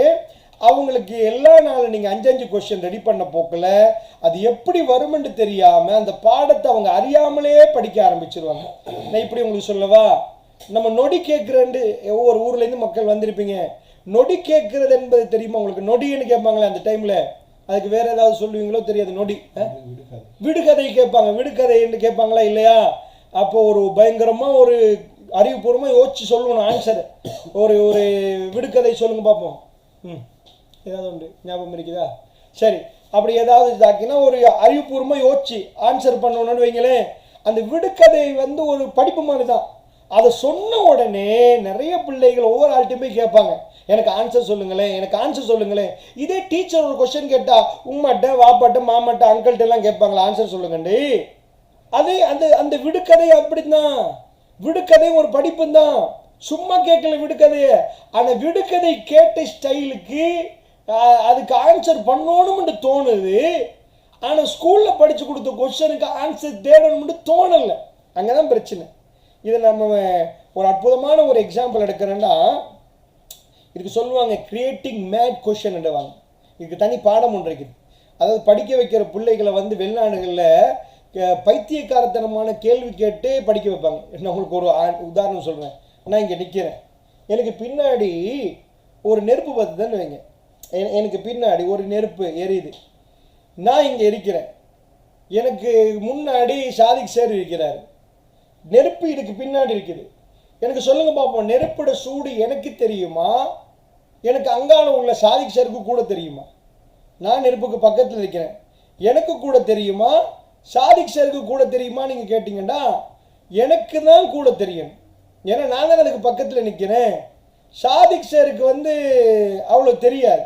ஏன் தெரியாதுன்னு கேட்டிங்கன்னா அவர் ரொம்ப தூரத்தில் இருக்கிறார், அதனால் அவருக்கு அது தெரியாது. நான் கிட்ட இருக்கிறதுனால எனக்கு தெரிய ஆரம்பிக்கும். இதே மாதிரி அதாவது இப்போ நம்ம சொல்லுவோம், நான் இங்கே இருக்கிறேன், நான் இது கொலம்பில் இருக்கிறேன், நுவர்லியா மேலே இருக்குது, சூரியன் அதுக்கு மேலே இருக்குது. சூரியனுக்கு நெருக்கம் நுவரலியாவா அல்லது கிளம்பா என்று கேட்டிங்கன்னா சூரியன் கிட்ட இதனை சூரியன், இது நுவரலியா, இது கிளம்பு. எது கிட்ட இருக்குது? சூரியனுக்கு பக்கத்தில் இருக்குது வந்து நுவரலியா, நம்ம கிளம்பு இங்கே இருக்குது. அப்போ நுவரலியாவுக்கு சூரியன் பக்கம்ண்டா கூட சூடு தெரியும் நுவரலியாவுக்கா கிளம்புக்கா? இப்போ நான் இங்கே இருக்கிறேன், எனக்கு பக்கத்தில் நெருப்பு இருக்குது. நெருப்பு எனக்கு கூட சூடு தெரியணுமா, சாதிக் சரிக்கா? எனக்கு தான் தெரியணும். ஸோ சூரியன் கிட்ட இருக்கிற நுவரலியாவுக்கு கூட சூடு தெரியணுமா அல்லது கிளம்புக்கு தெரியணுமான்னு கேட்டிங்கன்னா நுவரலியாவுக்கு தான் தெரியணும். ஆனால் நுவரலியா கூட இருக்குது. ஏன்னு கேட்டிங்கன்னு வைங்க, இந்த பாடத்தை இப்படி பரட்டி விட்டேன்னு வைங்க, இந்த புக்கில் இருக்குப்பா 20 பக்கம் வரைக்கும் நீங்கள் படித்து பார்த்தீங்கன்னா ஆன்சர் கிடைச்சிருமெண்டா. உங்கள் மனசில் கை வச்சு சொல்லுங்கள் பார்ப்போம், பிள்ளைகள் அந்த 20 பக்கத்தையும் பரட்டி ஆன்சரை தேடுமா தேடாதா? புரியுதா உங்களுக்கு? Creating curiosity. அந்த பிள்ளைக்குள்ள கியூரியோசிட்டியை உண்டாக்கிட்டோம்னா அதுவாக போய் தேடி படிக்க ஆரம்பிச்சிடும். அப்போ வந்து அது என்ன பண்ணிடும், அந்த அந்த மாதிரி இது பண்ணும். அதனால் நல்லா புரிஞ்சு கொள்ள வேண்டிய விஷயம் வந்து அந்த கியூரியோசிட்டி இதெல்லாம் உருவாக்கணும். ஸோ நான் பேசிக்கலி அதில் டீப் போனால் நிறைய போயிடும். டெஸ்டினேஷனை க்ரியேட் பண்ணுங்க. உங்களுக்குச்சா பிள்ளைகளுக்கு டெஸ்டினேஷனை க்ரியேட் பண்ணிட்டீங்கன்னா அவங்க தரத்துலேருந்து ஸ்டார்ட் பண்ண ஆரம்பிச்சிருவாங்க. 21 நாள் நீங்கள் அதை பழக்குங்க. எத்தனை நாள்? 21 days. சில உளவியலாளர்கள் 24 days என்றாங்க. 24 நாள், சில பேர் 21 நாள்ன்றாங்க. பழக்கிட்டீங்கன்னா அந்த பிள்ளைகள் ஆட்டோமேட்டடாக என்ன பண்ணுவாங்க, அதுக்கு மேலே அவங்க அந்த டைமுக்கு 8 மணிக்கு வந்து மமா வைங்கன்றுவாங்க. 10 நாளைக்கு 9 மணிக்கு தூங்கி பாருங்கள். 11ஆவது நாள் 9 மணிக்கு உங்களுக்கு கொட்டாய் போக ஆரம்பிச்சிடும். ஏன்டா மைண்ட் க்ளாக்குன்னு இருக்கு எங்கள் பிரெயினில். நம்ம ஒரு 24 days இதை பழகிட்டோம்டா ஆட்டோமேட்டிக்காக வந்து என்ன பண்ணிடும், அந்த இது போயிடும். ஸோ அதனால் என்ன பண்ணுங்கன்னா அன்பான பெற்றார்களே, இது வந்து டெஸ்டினேஷன் அப்படின்னு நம்ம சொல்லுவோம். ஏன்னா நேரம் வந்து கடந்து போகிறதுனால. அடுத்தது ட்ரீமிங். இதோடு நான் வந்து இது பண்ணுறேன். ட்ரீமிங் என்று சொன்னால் அந்த பிள்ளையோட டெஸ்டினேஷனை ஒவ்வொரு நாளும் பேசணுமா. நூறலியாக போக போகிறீங்க, இன்றைக்கு ஒரு 3 மாதத்துக்கு பிறகு போக போகிறீங்க. எவ்ரிடே அவங்களுக்கு பாயிண்ட்ஸ் கொடுக்க போகல. நூறலியில் இன்றைக்கி மழையாமே, நூறலி எப்படி ஆமே, நாங்கள் போன தடவை போன அந்த பாயிண்ட்டை பேச போக்கல பிரெயினுக்குள்ளே என்ன நடக்குதுன்னா மனசுக்குள்ளே ஒரு ட்ரீமிங் கனவுக்கான தோணும். ஒவ்வொரு நாளும் ஒன்று பேச போக்கல ஒரு விதையை போட்டு தண்ணியை போட்டு கொஞ்ச நாளில் பார்த்திங்கன்னா செடியாக வெளியே வர்ற மாதிரி இப்போ டெஸ்டினேஷன் வளர ஆரம்பிக்குதான். எவ்ரிடே நீங்கள் அதை பூஸ்ட் பண்ணுறீங்க. பாபா உங்களுக்கு சைக்கிள் ஒன்று வாங்கி தரேன்னே உடனே இல்லை, 6 months தான் சைக்கிள் வாங்கி கொடுக்க போகிறீங்க.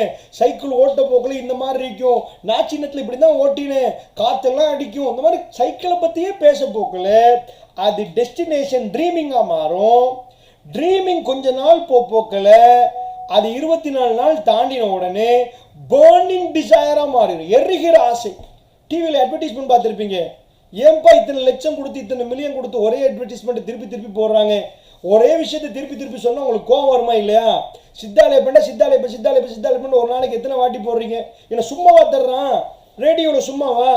டிவியில் hero Honda bike hero Honda சும்மாவா போடுறாங்க? அது ஏன்பா ஆங்கர் அட்வர்டைஸ்மெண்ட் இவ்வளோ திருப்பி போடுறீங்க? ஒரு 30 செகண்டுக்கு 1 நிமிஷத்துக்கு பல லட்சம் கொடுக்க வேண்டியிருக்கு. டிவியில் ஒளிபரப்பு பண்ணுறேன்டா. அப்போ ஏன் திரும்ப போடுறாங்க? திரும்ப சைக்காலஜி என்னண்டா, திரும்ப ஒன்றை காட்டுற நேரம் பேர்னிங் டிசைர் உருவாயிரும். எனக்கு அது மேலே ஒரு பெரிய ஒரு எரிகிற ஒரு ஆசை உருவாகும். திரும்ப ஒரு விஷயத்தை நம்ம கேட்குற நேரம் எங்களுக்குள்ள அது பதிவாயிரும். அப்போ அதனால் பிள்ளைகள் இப்போ பாருங்கள், டிவியில் ஒரு மோட்டார் சைக்கிளை பார்த்துருப்பான், திரும்ப ரோட்டில் அந்த மோட்டார் சைக்கிளை கண்டிருப்பாங்க, எல்லாரும் வாங்குறத கண்டிருப்பாங்க. ஒரு டைம் வரும், பணம் இவருக்கு முக்கியமே இல்லை. அந்த பணத்தை கொடுத்து என்றைக்கு மோட்டார் சைக்கிள் வாங்குறாரோ அந்த மோட்டார் சைக்கிளை அன்றைக்கு ஒரு முகம் மலர ஆரம்பிக்கும். பணத்தை சேர்த்து வச்சிருப்பார். நம்ம பணம் தான் பெருமதி என்றோம். ஆனால் இன்னொரு பையனுக்கு வந்து மொபைல் ஃபோன் பெருமதியாக இருக்கும். அந்த ஆப்பிள் ஃபோன் லட்சத்தை கையில் கொடுத்துட்டு அந்த ஆப்பிள் ஃபோனை தூக்கிட்டு வர்ற நேரம் அவருக்கு மனசு இதாகும். என்ற பேர்னிங் டிசைர் இப்போ பணத்தில் இல்லை, அந்த மொபைல் ஃபோனில் இருக்குது. இன்னொரு ஆளுக்கு வந்து வீடு கட்டுறதுல பேர்னிங் டிசைர் இருக்கும், அவருக்கு மொபைல் ஃபோனில் இருக்காது. அவர் பணத்தை கொடுத்துட்டு வீடை வாங்குவார், கல்லையும் மண்ணையும் வாங்கி கொள்வார். என்ன பேர்னிங் டிசைர் ஏதோ அதுக்கு தான் அவர் என்ன பண்ணுவார், தன்னோட லைஃப்பில் இதை கொடுப்பார். இப்போ பேர்னிங் டிசைர் இப்படி உருவாக்கலாம். நான் பேசிக்லி உருவாக்குறத பற்றி சொல்கிறேன். ஏன்னா எல்லாரும் உளவியலாளர் இல்லையே, எல்லாருக்கும் இதை சொல்லி கொடுக்கறதுக்கு அவங்க லெவலில் நீங்கள் செய்கிறதுக்கு நார்மலாக இது போதும். விளங்குச்சா? 4வது கட்டம் டெஸ்டினேஷன் சொல்லிட்டேன், ட்ரீமிங் சொல்லிட்டேன், சுருக்கமாக தான் சொல்லியிருக்கிறேன், பேர்னிங் டிசைர் சொல்லிட்டேன். 4வது கட்டம் வந்து என்னென்று சொன்னால் மாஸ்டர் மைண்ட் என்று சொன்னால், இப்போ நீங்கள் தான் அவருக்கு வழிகாட்டுறீங்கண்டா, அல்லது டீச்சரை வந்து இது வரைக்கும் டீச்சராக பார்ப்பார், ஆனால் இதுக்கு மேலே டீச்சராக பார்க்க மாட்டார். எனக்கு வந்து அவங்கள வந்து ஞானியாக பார்க்க ஆரம்பிப்பார். ஞானியாக பார்க்க ஆரம்பித்தா சாதாரணமாக ஒரு பையன் பட்டம் ஓட்டுறான், பட்டம்னுக்கு ரொம்ப கனவு காண்றான், டெஸ்டினேஷன் பட்டம் ஓட்டணும், எல்லாரும் பட்டம் ஓட்டுறாங்க, டெஸ்டினேஷன் வந்து பட்டம் ஓட்டணும், ட்ரீம் பண்ணுறான். நான் ஒரு பட்டத்தை செஞ்சால் எப்படி இருக்கும், ஆசை வருவது. கொஞ்ச நாளில் பேர்னிங் டிசைர், பட்டத்தை செஞ்சு பார்க்குறான், பிழைக்குது, எப்படியோ செஞ்சு கிஞ்சி ஓட்டுறான், பிள்ளையா சரி போகுது. ஆனால் மெல்ல ஆசை வளருது. இப்போ பட்டம் அடுத்த வீட்டில் அண்ணா பட்டம் ஒட்டி கொடுக்குறாரு, அவர்கிட்ட போய் உட்கார்ந்தா அவரை டீச்சராக பார்க்க மாட்டான். அதுதான் உளவியலாளர் சொல்கிறாங்க. இப்போ அந்த அண்ணாட்ட போய் அண்ணா எனக்கு பட்டம் செஞ்சுட்டாங்கன்னு கேட்டால் எப்படி அவர்கிட்ட கேட்பான்டா, அவரை ஞானியாக பார்ப்பான். எப்படி விட்டுறாரு, எப்படி பண்ணுறாரு, எப்படி இது மேலே ஏறும், 4 கொஸ்டின் கேட்டுகிட்டே இருப்பான். இது இப்போ மேலே இப்படி சைடுக்கு அடிக்காதா, இது சுத்தாதா, இது இப்படி வச்சாதான் மேலே போகுமா, அவர்கிட்ட நிறைய கொஸ்டின் கேட்பான். அவர் போய் ஒரு மண்டையில் ஒரு குட்டுக்கு போட்டாருன்னு வைங்க, அந்த குட்டை பட்டுட்டு வீட்டில் வந்து சொல்ல மாட்டான், மா அண்ணா அடிச்சாருமான்னு சொல்ல மாட்டான். அதை பட்டுட்டு சரி அண்ணா என்ன வேணும், ஓடி போய் எனக்கு நூல் வேணும்னா நூலை வாங்கி கொடுத்துருவாரு, எனக்கு கடைக்கு போயிட்டு வரியா கடைக்கு போயிட்டு வருவார். ஏண்டா ஞானி மாஸ்டர் மைண்டாக பார்த்துட்டாரண்டா. அதுக்கு பிறகு ஒபீடியன்ட் வர ஆரம்பிக்கும். அதுதான் உளவியலாளர் சொல்கிறாங்க, அவர் ரொம்ப ஒபீடியண்ட்டாக அந்த மாஸ்டர் மைண்டுக்கு முன்னாடி நடப்பார். ஸோ இந்த கட்டங்களை வந்து நீங்கள் என்ன பண்ணணும், எனக்கு தரப்பட்ட நேரம் தாண்டி போகிறதுனால இந்த கட்டங்களை வந்து நீங்கள் மெல்ல கொண்டு வந்தீங்கன்னா பிரெயினை ஸ்டார்ட் பண்ணிடுவீங்க. ஸ்டார்ட் பண்ணப்பட்ட பிரெயின் ரொம்ப சூப்பராக ஒர்க் பண்ண ஆரம்பிக்கும். ஃபஸ்ட்டு நாள்லேயே உங்களுக்கு வித்தியாசம் தெரியும். பிள்ளைகள் வருவாங்க, எங்களுக்கு பாயிண்ட்ஸ் வேணும்னு கேட்பாங்க. 3-4 நாள் ஆகப்போ இது நடக்கும். கொஞ்சம் காலம் நீங்கள் இது பரிச்சயமாக செஞ்சு பார்த்துட்டிங்கன்னா உங்கள் பிள்ளைகளுக்குள்ள பாரிய மாற்றங்களை நீங்கள் எதிர்பார்க்கலாம், பெரிய ஒரு டிஃப்ரெண்ட்டை எதிர்பார்க்கலாம். அப்படிப்பட்ட ஒரு நல்ல பிள்ளைகள் எனக்கும் உங்களுக்கும் கிடைக்கிறதுக்கு, அந்த மாதிரி வளர்க்குறதுக்கான வாய்ப்பு இறைவன் தந்தருள் புரிவானாக வேண்டி விடைபெறுறேன். அன்பான நீங்கள் பேசுகிறீங்களா? சரி, சாதிக் சார் வர்றாங்க.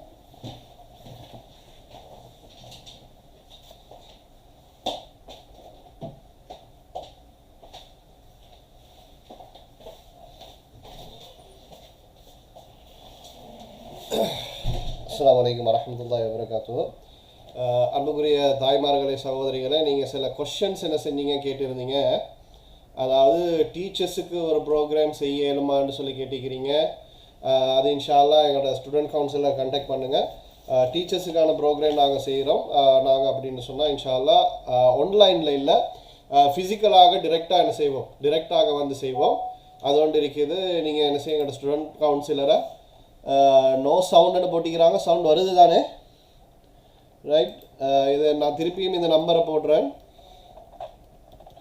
ரைட்? எங்களோட ஸ்டூடெண்ட் கவுன்சிலர் என்னது, ஸ்டூடெண்ட் கவுன்சிலர் நம்பரை நான் போட்டிக்கிறேன். நீங்கள் அதுக்கு என்ன செய்யுங்க, அதை நீங்கள் கான்டாக்ட் பண்ணுங்கள். அடுத்தது வந்து பேரண்ட்ஸுக்கும் பிள்ளைகளுக்குமான கோர்ஸ் இல்லையான்னு சொல்லி கேட்டிக்கிறாங்க. அதாவது வந்து என்னது, இப்போ எங்களோட அந்த பிரைட் மைண்ட் கிட்ஸ், அது மாதிரி சூப்பர் மெமரி அப்படின்னு சொல்லக்கூடிய அந்த கோர்ஸில் வந்து என்ன செய்யலும், பிள்ளைகள் ஜாயின் ஆகிறதோட அதே ஃபோன் தானே, அதே கம்ப்யூட்டர் லேப்டாப் அப்படி இருக்கும்.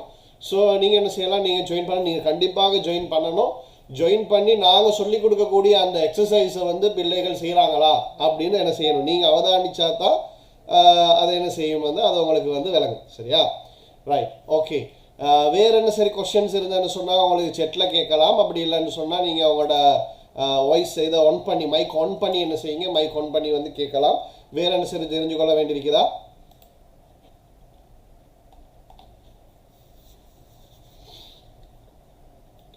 சரி, அப்போ ஆல்ரெடி என்னது, ஆல்ரெடி வந்து டைம் வந்து சார். யார் சார் பேசுகிறீங்க போல, சொல்லுங்கள். சார். அலைஹிஸ்ஸலாம் வரஹ்மத்துல்லாஹ், சொல்லுங்கள் சார். இந்த பிள்ளைகள்ல நடத்தைகள்ல அவங்களோட குறும்புத்தனம் காணப்படும். அதாவது ஒரு பெற்றோர் விஷயத்தை சொன்னா அவங்க அதுக்கு மாறிக்கு நிற்காங்க, செய்யலான்னு சொல்றாங்க. அடுத்தது அவங்களோட சகோதரங்கள் இருந்தாலும் கூட சண்டை பிடிக்கிறது, இப்படியான விஷயங்கள் அடிக்கடி அவங்க செஞ்சுக்கிறாங்க. அப்ப அதை நம்ம எப்படி மெயின்டைன் பண்றோம்? சரி, ஓகே. நான் பார்க்குறேன் இந்த கொஸ்டினுக்கு மட்டும் ஆன்சரை சொல்லிவிட்டு நான் இதை செஷனை முடிச்சுக்கொள்ளோன்னு பார்க்குறேன். நான் நேரம் தாண்டிருச்சு, லொஹர் டைம் கிட்ட நெருங்கிட்டு. ஓகே, அதாவது வந்து என்னென்னு கேட்டால், பிள்ளைகளோட பொதுவாக வீட்டில் நடக்கிற ஒரு சிக்கல் தாண்டா அண்ணன் தம்பி அக்கா தங்கச்சி சண்டைகள், அந்த பேரண்ட்ஸ் சொல்கிற அந்த சொல்வார்த்தைகள் வந்து என்ன செய்கிறது இல்லை, கேட்குறது இல்லை இப்படின்னு சொல்லக்கூடிய இது எல்லா குடும்பத்துலேயும் வந்து என்னதான் ஒரு பொதுவான ஒரு பிரச்சனை தான். சரியா? அது இந்த குடும்பத்தில் இருக்குது, இந்த குடும்பத்தில் இல்லைன்னு இல்லை. எல்லா சின்ன குழந்தைகள்கிட்ட வந்து அவங்க வந்து அந்த வெகிலி என்று சொல்லுவோம், அவங்க வந்து இமோஷன்ஸை வந்து அவங்க வெளிக்காட்டணும், அதை அடக்கி வச்சிருக்கிறதுக்கு அவங்களுக்கு தெரியாது. சரியா? அப்போ அதனால தான் என்ன செய்யறாங்க, அவங்களோட இமோஷனை வந்து அவங்க வெளிப்படுத்துறதுனால தான் அவங்களுக்கு இடையில வந்து என்ன செய்யுது, இந்த சண்டை சச்சரவுகள் என்பது வருது. சரியா? அப்போ என்ன செய்யணும் அப்படின்னு சொன்னால், அதாவது பிள்ளைகளுக்கு வந்து இது ஓண்ட சகோதரி, இது ஓண்ட சகோதரன் அப்படின்னு சொல்லி நாங்கள் பாசத்தை காட்டி என்ன செய்யணும், பாசத்தை காட்டி நாங்கள் வளர்க்கணும். அப்போ நான் ஆரம்பத்தில் இந்த நிகழ்ச்சியில் சொன்ன மாதிரி நாங்கள் எப்பயுமே பிள்ளைகளோட கோபமான நேரத்தில் அட்வைஸ் பண்ணுறோம். அந்த கோபமான நேரத்தில் அட்வைஸ் பண்ணாமல் என்ன செய்யுங்கன்னு கேட்டால், அதாவது இப்போ எல்லாத்தையும் சேர்த்து ஒரு ஒரு பார்க்க கூட்டு போயிருப்பீங்க. நேற்று வரைக்கும் சொல்லியிருப்பான், இது ஏண்ட நானா இல்லை, இது ஏண்ட தம்பி இல்லை, இது ஏண்ட அக்கா இல்லை, இது ஏண்ட தங்கச்சி இல்லைன்னு சொல்லியிருப்பான். ஆனால் அங்கே போய் ஒன்றா விளையாடுவான். அப்போ அந்த நேரத்தில் கூப்பிட்டு நீங்கள் சொன்னீங்க இதோ ஒன்றா நானா இல்லைன்னு, நீங்கள் சொன்னீங்க இதோ கூட தம்பி இல்லைன்னு இப்போ விளையாடுறீங்க, நீங்கள் என்னைக்கு ஒத்துமையாக இருக்கணும், உனக்கு என்னண்டா உனக்கு ஏதாவது அவனுக்கு ஏதாவது பிரச்சனை நீ நிற்கணும் சரியா அப்படி என்று சொல்லி அந்த சகோதர பாசத்தை வந்து விட்டுங்க. அதே நேரத்தில் இன்னொரு கொஸ்டின் என்னன்னு கேட்டால், அது பேரண்ட்ஸ்ட வார்த்தைகளை வந்து என்னது பிள்ளைகள் கேட்குறாங்க இல்லையே, இது யார்கிட்ட இந்த பேரண்ட்ஸ்ட பிள்ளைகள் இந்த மாதிரி இருப்பாங்கன்னு சொன்னால், அடிக்கடி எப்போ பார்த்தாலும் திட்டிக்கிட்டு கத்திக்கிட்டு ஏதாவது அவனுக்கு அதிகமான அட்வைஸ் பண்ணிக்கொண்டே அடிச்சுக்கொண்டே இருந்தாங்கன்னு சொல்லி சொன்னால், அப்படியான பெற்றோர்களுடைய பிள்ளைகள் இந்த மாதிரி இருக்கிறதுக்கான வாய்ப்புகள் என்ன, வாய்ப்புகள் வந்து அதிகமாக இருக்குது சரியா. அப்போ அதனால் நாங்கள் எப்பயுமே வந்து அதிகமாக அவங்களுக்கு திட்டுறது, அதிகமான நோய்க்கிற மாதிரி நாங்கள் நடந்து கொள்வது, அதை நாங்கள் தவிர்த்து எதையும் வந்து எங்களுடைய கண் பார்வையிலே அவங்க புரிஞ்சு கொள்கிற மாதிரி நாங்கள் நடந்துக்கிறோம். நாங்கள் கொஞ்சம் உருக்கி உரமாக பார்த்தோம்னா என்ன செய்கிறாங்க, தப்பான வேலையாக செய்கிறாங்க, அதனால என்ன அப்பா பார்க்குறாரு உமா பார்க்குறாங்க, இது செய்யக்கூடாது எந்த மாதிரியான அந்த மாதிரியான பேரண்ட்டாக நாங்கள் என்ன செய்யணும், மாறணும் என்று சொல்லி சொன்னால், அந்த அடிக்கடி நீங்கள் இப்படி திட்ட தேவையில்ல, அடிக்கடி அடிக்க தேவையில்ல. அப்போ அப்படி இருக்கக்கூடிய பிள்ளைகள் என்ன செய்வாங்க, இந்த மாதிரி பிறலித்தனம் செய்யக்கூடிய பிள்ளைகளாக என்ன செய்வாங்க, அவங்க இருப்பாங்க. ஸோ நேரம் என்ன செஞ்சிருச்சு, நேரம் முடிஞ்சிருச்சு. இன்னொரு நிகழ்ச்சியில் இன்ஷா அல்லாஹ் என்ன செய்வோம், இன்னொரு நிகழ்ச்சியில் வந்து நாங்கள் சந்திப்போம். அதே நேரத்தில் குறிப்பாக சொன்னாங்கன்னு கேட்டால், அந்த பிரைட் மைண்ட் கிட்ஸ்ன்னு சொல்லக்கூடிய கிரேட் 4லேருந்து 7 வரைக்கக்கூடிய பிள்ளைகளுக்கு படிக்கக்கூடிய அந்த பிள்ளைகளுக்கான அந்த பாடநெறி சரியா, அந்த பாடநெறிக்கு வந்து சேர்க்க விரும்பக்கூடியவங்க நான் தந்திக்கிற நம்பரை கான்டாக்ட் பண்ணுங்கள். சீட்ஸ் இருக்குதான்னு சொல்லி கேளுங்க.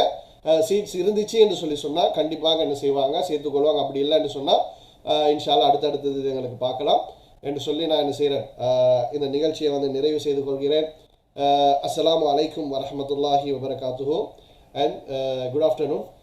See you.